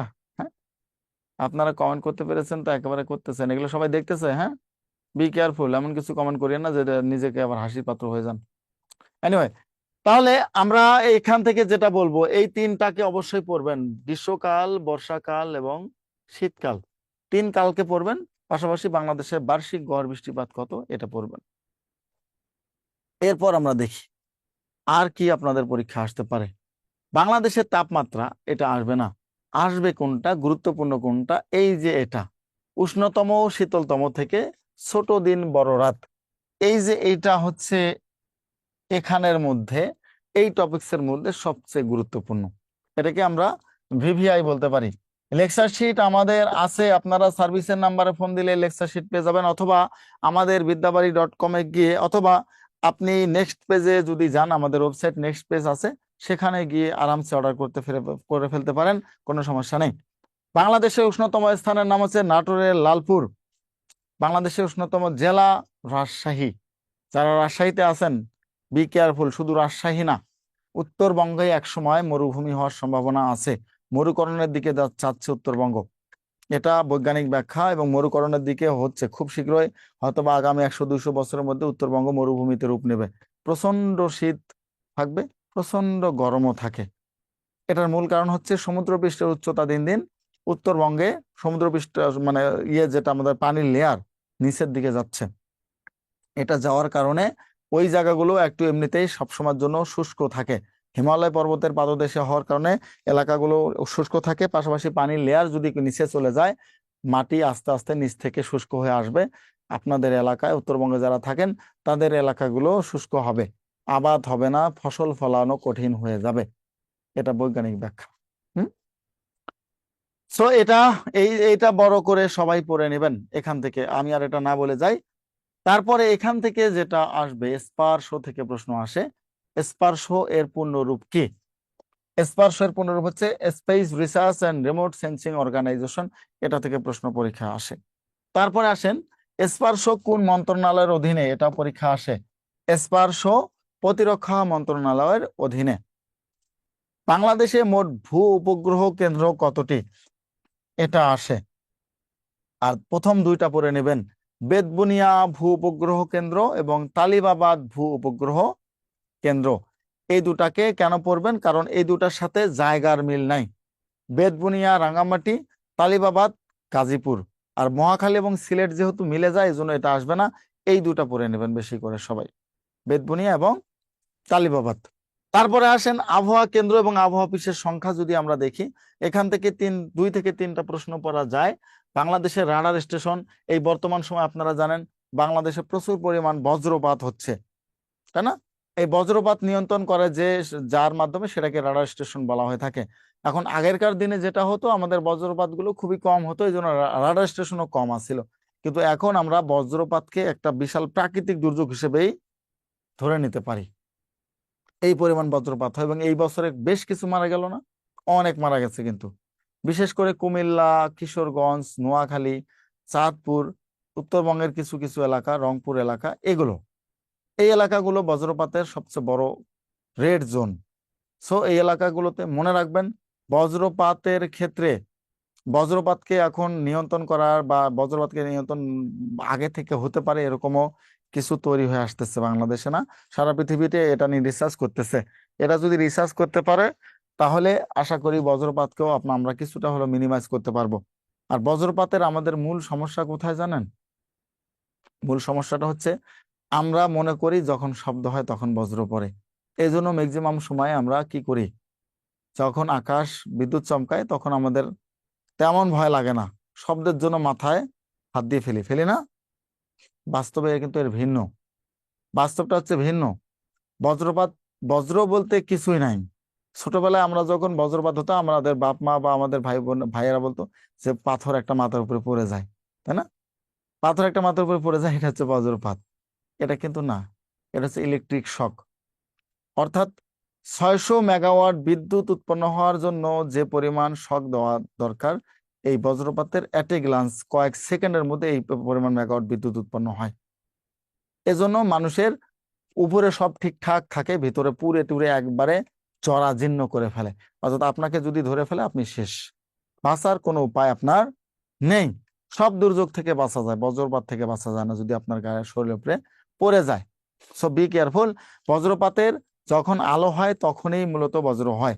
যেহেতু শব্দের চেয়ে আলোর গতি বেশি, এই জন্য আলো পৃথিবীতে আগে চলে আসে, শব্দটা আমরা পরে শুনি।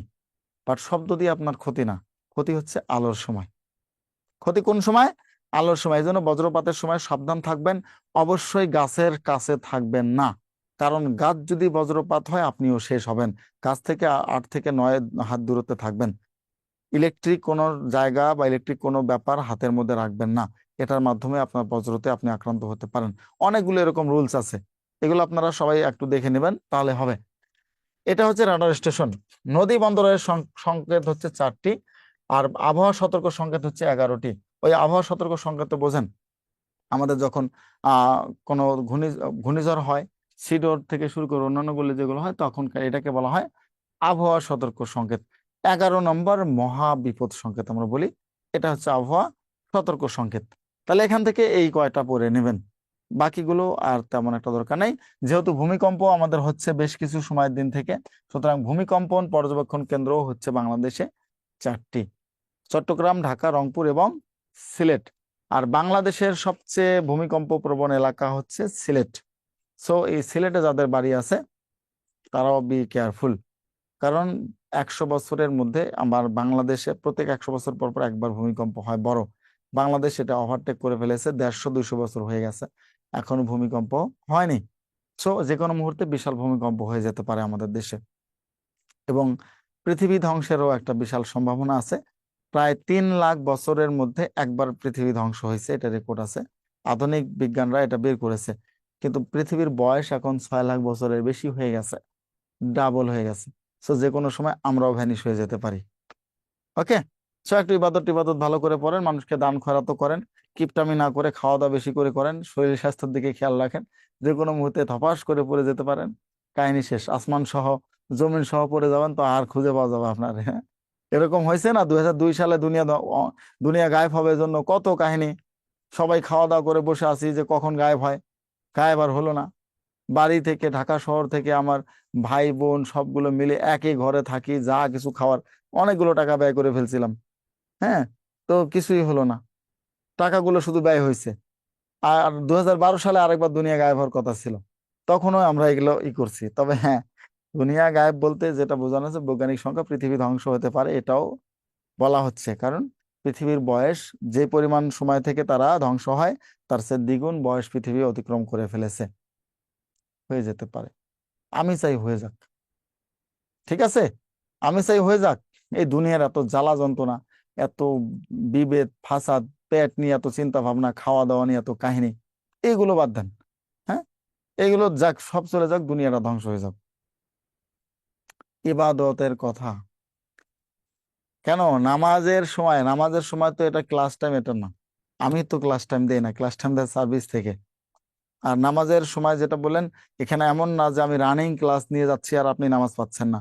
আপনি 10 মিনিট, আপনার যদি অবশ্যই ইম্পর্টেন্ট হয়, আপনি অবশ্যই এটা যেটা করবেন, 10 মিনিট আপনি কি করবেন, না- আপনি ক্লাস রেকর্ড চলতেছে, আপনি 10 মিনিটে নামাজ পড়ে আসেন। এখন আপনি যেটা বলতেছেন, এখন যদি কোনো হিন্দু স্টুডেন্ট আমাকে বলে ফেলে যে স্যার আমার তো এই 10 মিনিট লস হচ্ছে, আমরা কোথা থেকে দেব? আপনারটা দেখলে তো হবে না, সবারটা আমাকে দেখতে হবে। ওকে, অথবা আপনার মধ্যে কেউ নোটিশ করে ফেললেন যে স্যার আমাদের ক্লাস 15-20 মিনিট পরে শুরু হয়ে গেছে, তাহলে তো এদিকে সার্ভিসের 12টা বাজাই ফেলবে, সেটা হবে না। এটা যেটা হয়, আমরা মাগরিবের সময় নামাজের সময় দেই, কারণ ওটাতে আপনাদের সময় থাকে না। কিন্তু অন্যান্য গুলোতে আমরা আগা পাছা করে নামাজ পড়তে পারি ভাই। হ্যাঁ, এটা নিয়ে একটু মন খারাপ করিয়েন না। এরপর আমরা আসি, পরে দেখি কি সর্বশেষ বাংলাদেশের জাতীয় বিষয়াবলী, প্রশ্নগুলো সবাই পড়ে নেবেন। বাংলাদেশের জাতীয় বিষয়াবলী থেকে আমি যা দাগাবো সেগুলোই সবাই পড়বেন, তাহলেই হবে। বাংলাদেশের জাতীয় বিষয়াবলীর মধ্যে প্রথমে আসেন বাংলাদেশের জাতীয় প্রতীক এবং রাষ্ট্রীয় মনোগ্রাম। জাতীয় প্রতীক এবং রাষ্ট্রীয় মনোগ্রাম। জাতীয় প্রতীক কি আর রাষ্ট্রীয় মনোগ্রাম কি? জাতীয় প্রতীক হচ্ছে আমাদের অনেকগুলো আছে, তাই না? জাতীয় প্রতীক আমাদের অনেকগুলো আছে, রাষ্ট্রীয় মনোগ্রাম আমাদের একটাই। এটা নিয়ে একটু আলোচনা করার চেষ্টা করব। না, প্রত্যেকদিন 5টা ক্লাস হবে না, চিন্তা নিয়েন না। বাংলাদেশের জাতীয় প্রতীক থেকে যে প্রশ্নটা আপনাদের সচরাচর আছে, বাংলাদেশের জাতীয় প্রতীকের ডিজাইনার কে? কামরুল হাসান। কামরুল হাসানের আরো বেশ কিছু ইয়ে আছে, যেমন কামরুল হাসানের উপাধি কি? কামরুল হাসানের উপাধি হচ্ছে পেটুয়া, সরি পেটুয়া করি পটুয়া। কামরুল হাসানের উপাধি হচ্ছে কি? পটুয়া, অর্থাৎ সকল কাজের কাজী যিনি, তাকে বলা হয় পটুয়া। তিনি অনেক কিছু করে গিয়েছেন, এই জন্য। কামরুল হাসানের আরো আছে ম্যাডোনা 43, ম্যাডোনা 50, নাইওর, তারপর হচ্ছে তোমার 3 কন্যা, এগুলো তার চিত্রকর্ম, এগুলোর জন্য তিনি সেরা হয়ে আছেন এই কামরুল হাসান। তো তিনি বাংলাদেশের জাতীয় প্রতীকেও তিনি কি করেছেন, জাতীয় প্রতীককেও তিনি ডিজাইন করেছেন, আমাদের যে জাতীয় প্রতীক যেগুলো আছে সেগুলোর ক্ষেত্রে।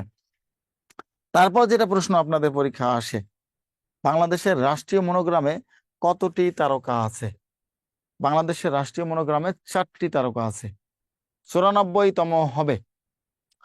বাংলাদেশের রাষ্ট্রীয় মনোগ্রামে তারকা আছে 4টি। বাংলাদেশের রাষ্ট্রীয় মনোগ্রামের ডিজাইনার কে? বাংলাদেশের রাষ্ট্রীয় মনোগ্রামের ডিজাইনার হচ্ছে এ.এন. সাহা। কি নাম? এ.এন. সাহা হচ্ছে বাংলাদেশের রাষ্ট্রীয় মনোগ্রামের ডিজাইনার। এটা গেল। এবার আসেন জাতীয় পতাকা। যদিও এখন আমি যদি সত্যিটাই বলি, জাতীয় বিষয়বলীগুলো নিয়ে বাংলাদেশ সরকার, বর্তমান সরকারের মধ্যে কিছুটা মানে অন্যরকম ভাবমূর্তি আছে, আমরা একটু খেয়াল করতেছি। তারা এটাকে অনেক কিছুই মেনে নিচ্ছে না, অর্থাৎ বলতেছে যে হয়তোবা এগুলো একক সরকারের কাজ ছিল, আমাদের সকলের এখানে মন্তব্য নেওয়া হয়নি, সুতরাং আমরা এটা মানব না। বাস্তবিক ক্ষেত্রে এটা হচ্ছে। সো ওই জায়গায় এতটা একেবারে ইম্পর্টেন্স দেওয়ার খুব ইয়ে না, তারপরেও যেগুলো ইম্পর্টেন্স আমি ওগুলো দাগাই দিব, যেগুলো সচরাচর এখন আসার সম্ভাবনা নেই এগুলো আপনাদের না পড়লেও চলবে। জাতীয় পতাকার ক্ষেত্রে আমরা যদি আসি, জাতীয় পতাকার প্রত্যেকটা প্রশ্নই মূলত আসছে, একবার করে হলেও আসছে। প্রথমে যদি আমরা দেখি জাতীয় পতাকার দৈর্ঘ্য এবং প্রস্থ, এটা আসছিল পরীক্ষা আপনাদের এনটিআরসি-তে, নিশ্চিত থাকেন যে পরীক্ষা আসে এটা। জাতীয় পতাকার উপকার হচ্ছে শিল্পী কামরুল হাসান, ওই যে শিল্পী কামরুল হাসান ওপাশে যেটা বললাম। জাতীয় পতাকার প্রথম নকশা তৈরি করেন শিবনারায়ণ দাস, তিনি ঢাকা বিশ্ববিদ্যালয়ের স্টুডেন্ট ছিলেন। জহুরুল হক হল থেকে তিনি প্রথম বাংলাদেশের জাতীয় পতাকা এঁকেছিলেন, যেই পতাকার মধ্যে ছিল বাংলাদেশের মানচিত্র, অর্থাৎ আমাদের যে লাল অংশটা আছে, লাল অংশের ভিতরে বাংলাদেশের মানচিত্র ছিল। এই বাংলাদেশের মানচিত্র থাকার কারণে আমাদের আবার যেটা হতো, আমরা সহজে এটাকে যে সে চাইলেই কি করতে পারতাম না, আঁকতেও পারতাম না, পাশাপাশি দর্জিরা তো আর অত শিক্ষিত না, আসলে মাপজাপ যদি একটু ভুলটুল করে ফেলে তাহলে ভূখণ্ডগত একটা সমস্যা হয়ে যেতে পারে। এই জন্য ওটাকে বাদ দিয়ে, বাংলাদেশের মানচিত্রকে বাদ দিয়ে কামরুল হাসানের নেতৃত্বে নতুন করে কি করা হয়, বাংলাদেশের মানচিত্রকে তৈরি করা হয়। এটার পর থেকে ওই মানচিত্র এখন পর্যন্ত বাংলাদেশে বিদ্যমান আছে। সো এরপর আসি জাতীয় পতাকা উত্তোলন দিবস 2রা মার্চ, এটা নিয়েও কন্ট্রাডিকশন আছে, কারণ এই জাতীয় পতাকা উত্তোলন একমাত্র আওয়ামী লীগ সরকারে করেছিল, অন্য কাউকে সেখানে কোনো প্রকার কি দেয়নি, আহ মানে ডাকা হয়নি বা এরকম কিছু বলা হচ্ছে, বর্তমানে এটা বলা হচ্ছে। এটার ক্ষেত্রে ওই জন্য আমি বললাম একটু হালকা মানে কনফিউশন আমরা দেখতে পাই। সো না পড়লেও চলবে আপাতত। এটা কি কমন ধরিয়ে দেওয়াটা ঠিক আছে, নাকি আপনারা বলেন যে স্যার সব পড়াই যায়, কোনটা বলেন? কমন ধরিয়ে দেওয়াটা আপনাদের জন্য পারফেক্ট কিনা, যেটা বলেন আর কি। অনেকে মনে করতে পারেন যে স্যার সব না পড়ালে জানি কেমন হয় কেমন হয়। হ্যাঁ, তবে আমার কাছে যেটা মনে হয় যে এমন ভাবে পড়িয়ে দেব যাতে কম পড়েও সব কমন পান। এই অযাচিত পড়া পড়তে গেলে মাথা গার্বেজ হবে, বেশি পড়া মুখস্থ থাকবে, পারার মধ্যেও নাই হয়ে যাবেন, কনফিউশনে ভুগবেন, এটা হবে না ওটা হবে। ক্লিয়ার? সব যতদিন আমি যে কটা ক্লাস আপনাদের সাথে আমি নিব, মাথা রাখবেন যে আমি একেবারে কমন ধরিয়ে দিব আপনাদেরকে, তাহলে এটা নিয়ে আর সামান্যতম সমস্যা আপনাদের থাকবে না। তারপরে আসেন জাতীয় পতাকা উত্তোলন দিবস, আমরা 2রা মার্চ সেখান থেকে পড়বো। এইগুলো আপাতত এখন পড়ার দরকার নেই, এই রিজিমে পড়ার দরকার নেই। যদি কখনো অন্য সরকার আসে, ততদিনে যদি আপনার চাকরির বয়স থাকে, তাহলে আপনি পড়িয়েন, তখন 60 বছর হলে হলো আর কি। 60 বছর না, আরেক সরকার আসলে আস্তে আস্তে আরো 20-25 বছর লেগে যাবে।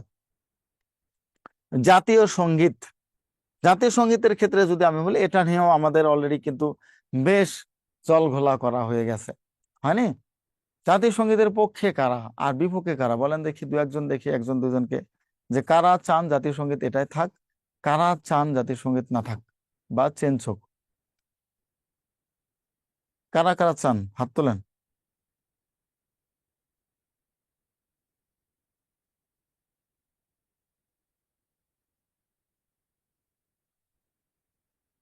ক্লাস 2 ঘন্টা ভাইয়া, ক্লাস 2 ঘন্টা।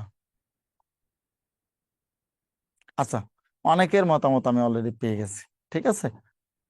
যাই হোক, আমি দুটো দৃষ্টিকোণ থেকেই বলবো, আমার থিওরিটা যেটা, দুটো দৃষ্টিকোণ থেকেই বলি। ফার্স্ট, যারা চায়, যারা চায় তাদের মধ্যে একটা দৃষ্টিকোণ আছে, যারা চায় না তাদের মধ্যে আরেকটা দৃষ্টিকোণ। ফার্স্ট যদি আমি বলি, যারা চায় তাদের ক্ষেত্রে হচ্ছে একটা জিনিসের, একটা কথা আছে, দলিলের চেয়ে দখল বড়, তাই না? দলিলের চেয়ে দখল বড়, কেননা আপনি কোনো কিছু জায়গা দলিল আছে আপনার কাছে, কিন্তু কেউ দখল করে খাচ্ছে, আপনি মনে করে থাকতে পারেন যে তার দখলটাই বেশি দামি হবে, আপনাকে সেখানে ঢুকতে দেবে না। তো সেক্ষেত্রে আমাদের জাতীয় সঙ্গীতটা কিন্তু ফার্স্টলি আমরা যদি বলি, এটা জাতীয় সঙ্গীত হিসেবে ছিল না, এটা রবীন্দ্রনাথ ঠাকুরের একটা কবিতা ছিল।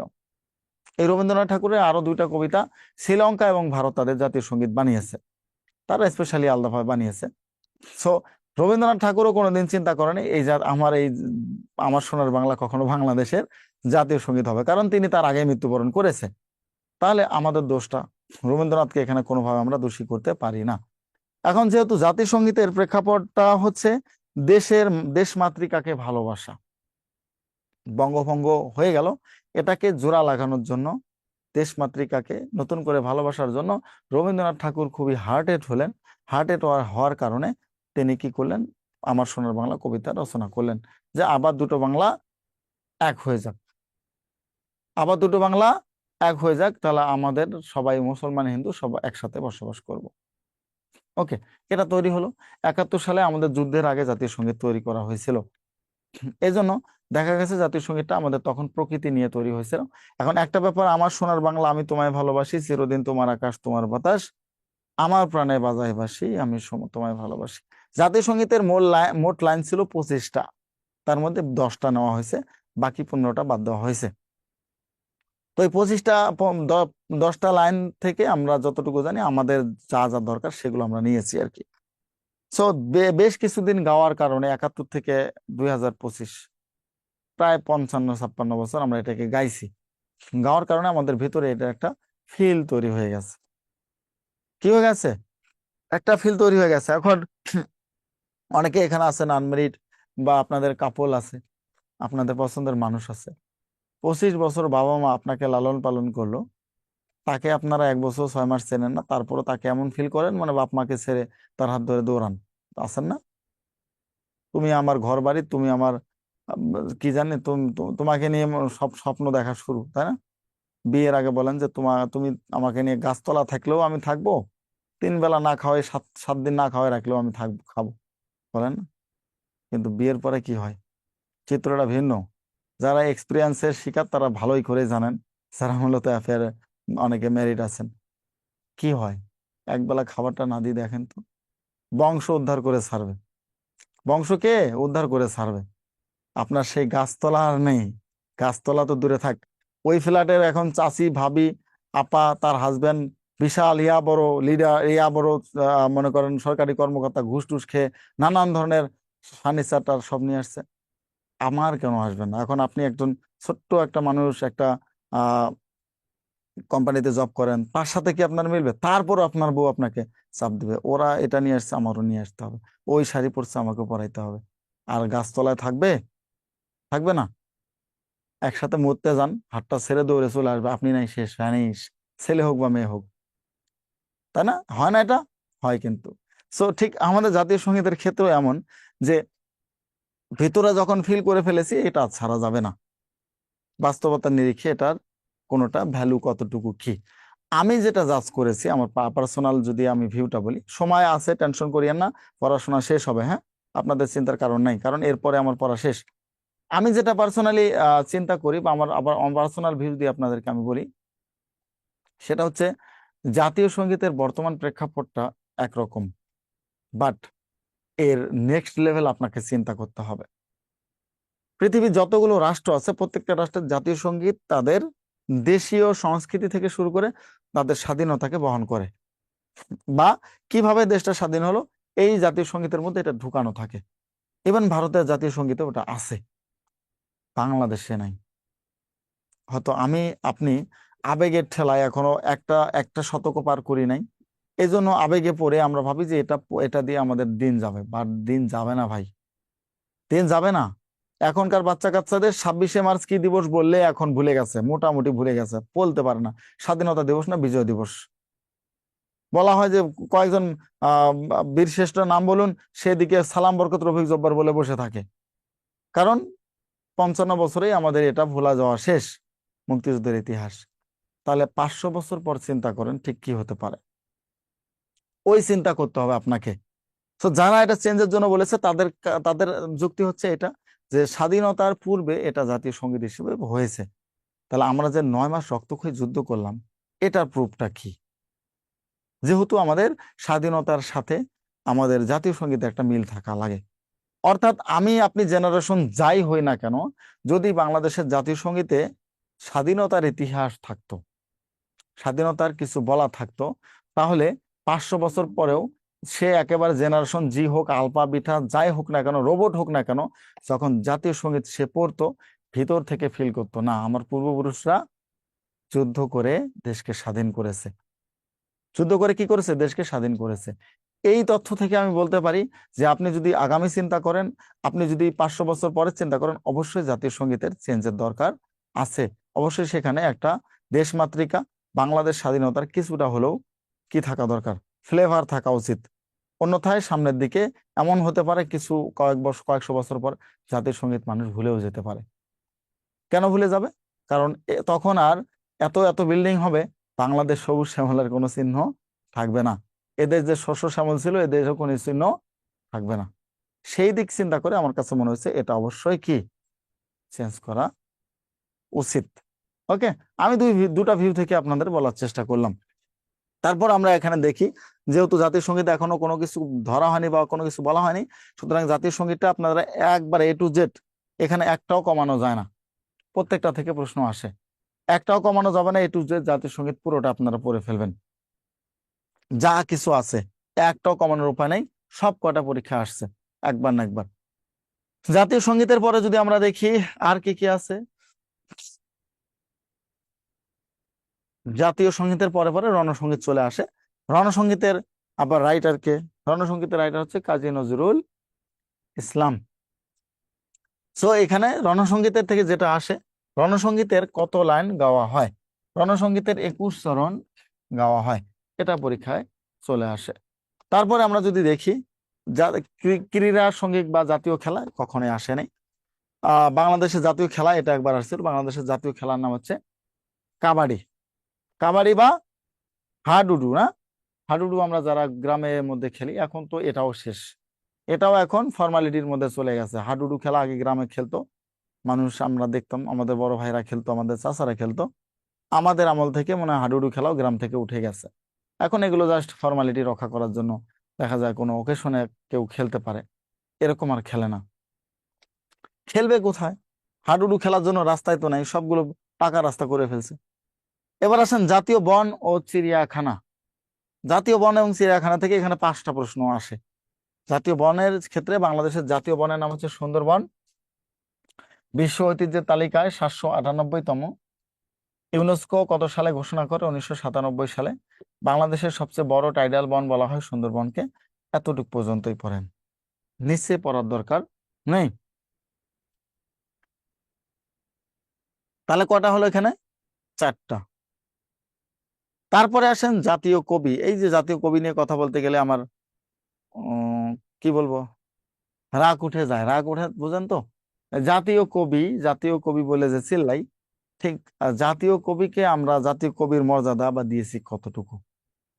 নাই বললেই চলে, নাই বললেই চলে। আমরা এখন জাতীয় কবি বলে চিল্লাই, একে কাজী নজরুলের জন্মদিনে মনে করেন যে ঢাক ঢোল পিটিয়ে সব করে ফেলি, নজরুল জয়ন্তী, নজরুল মৃত্যুবার্ষিকী, হ্যান ত্যান, এটা ওটা করে ফেলি।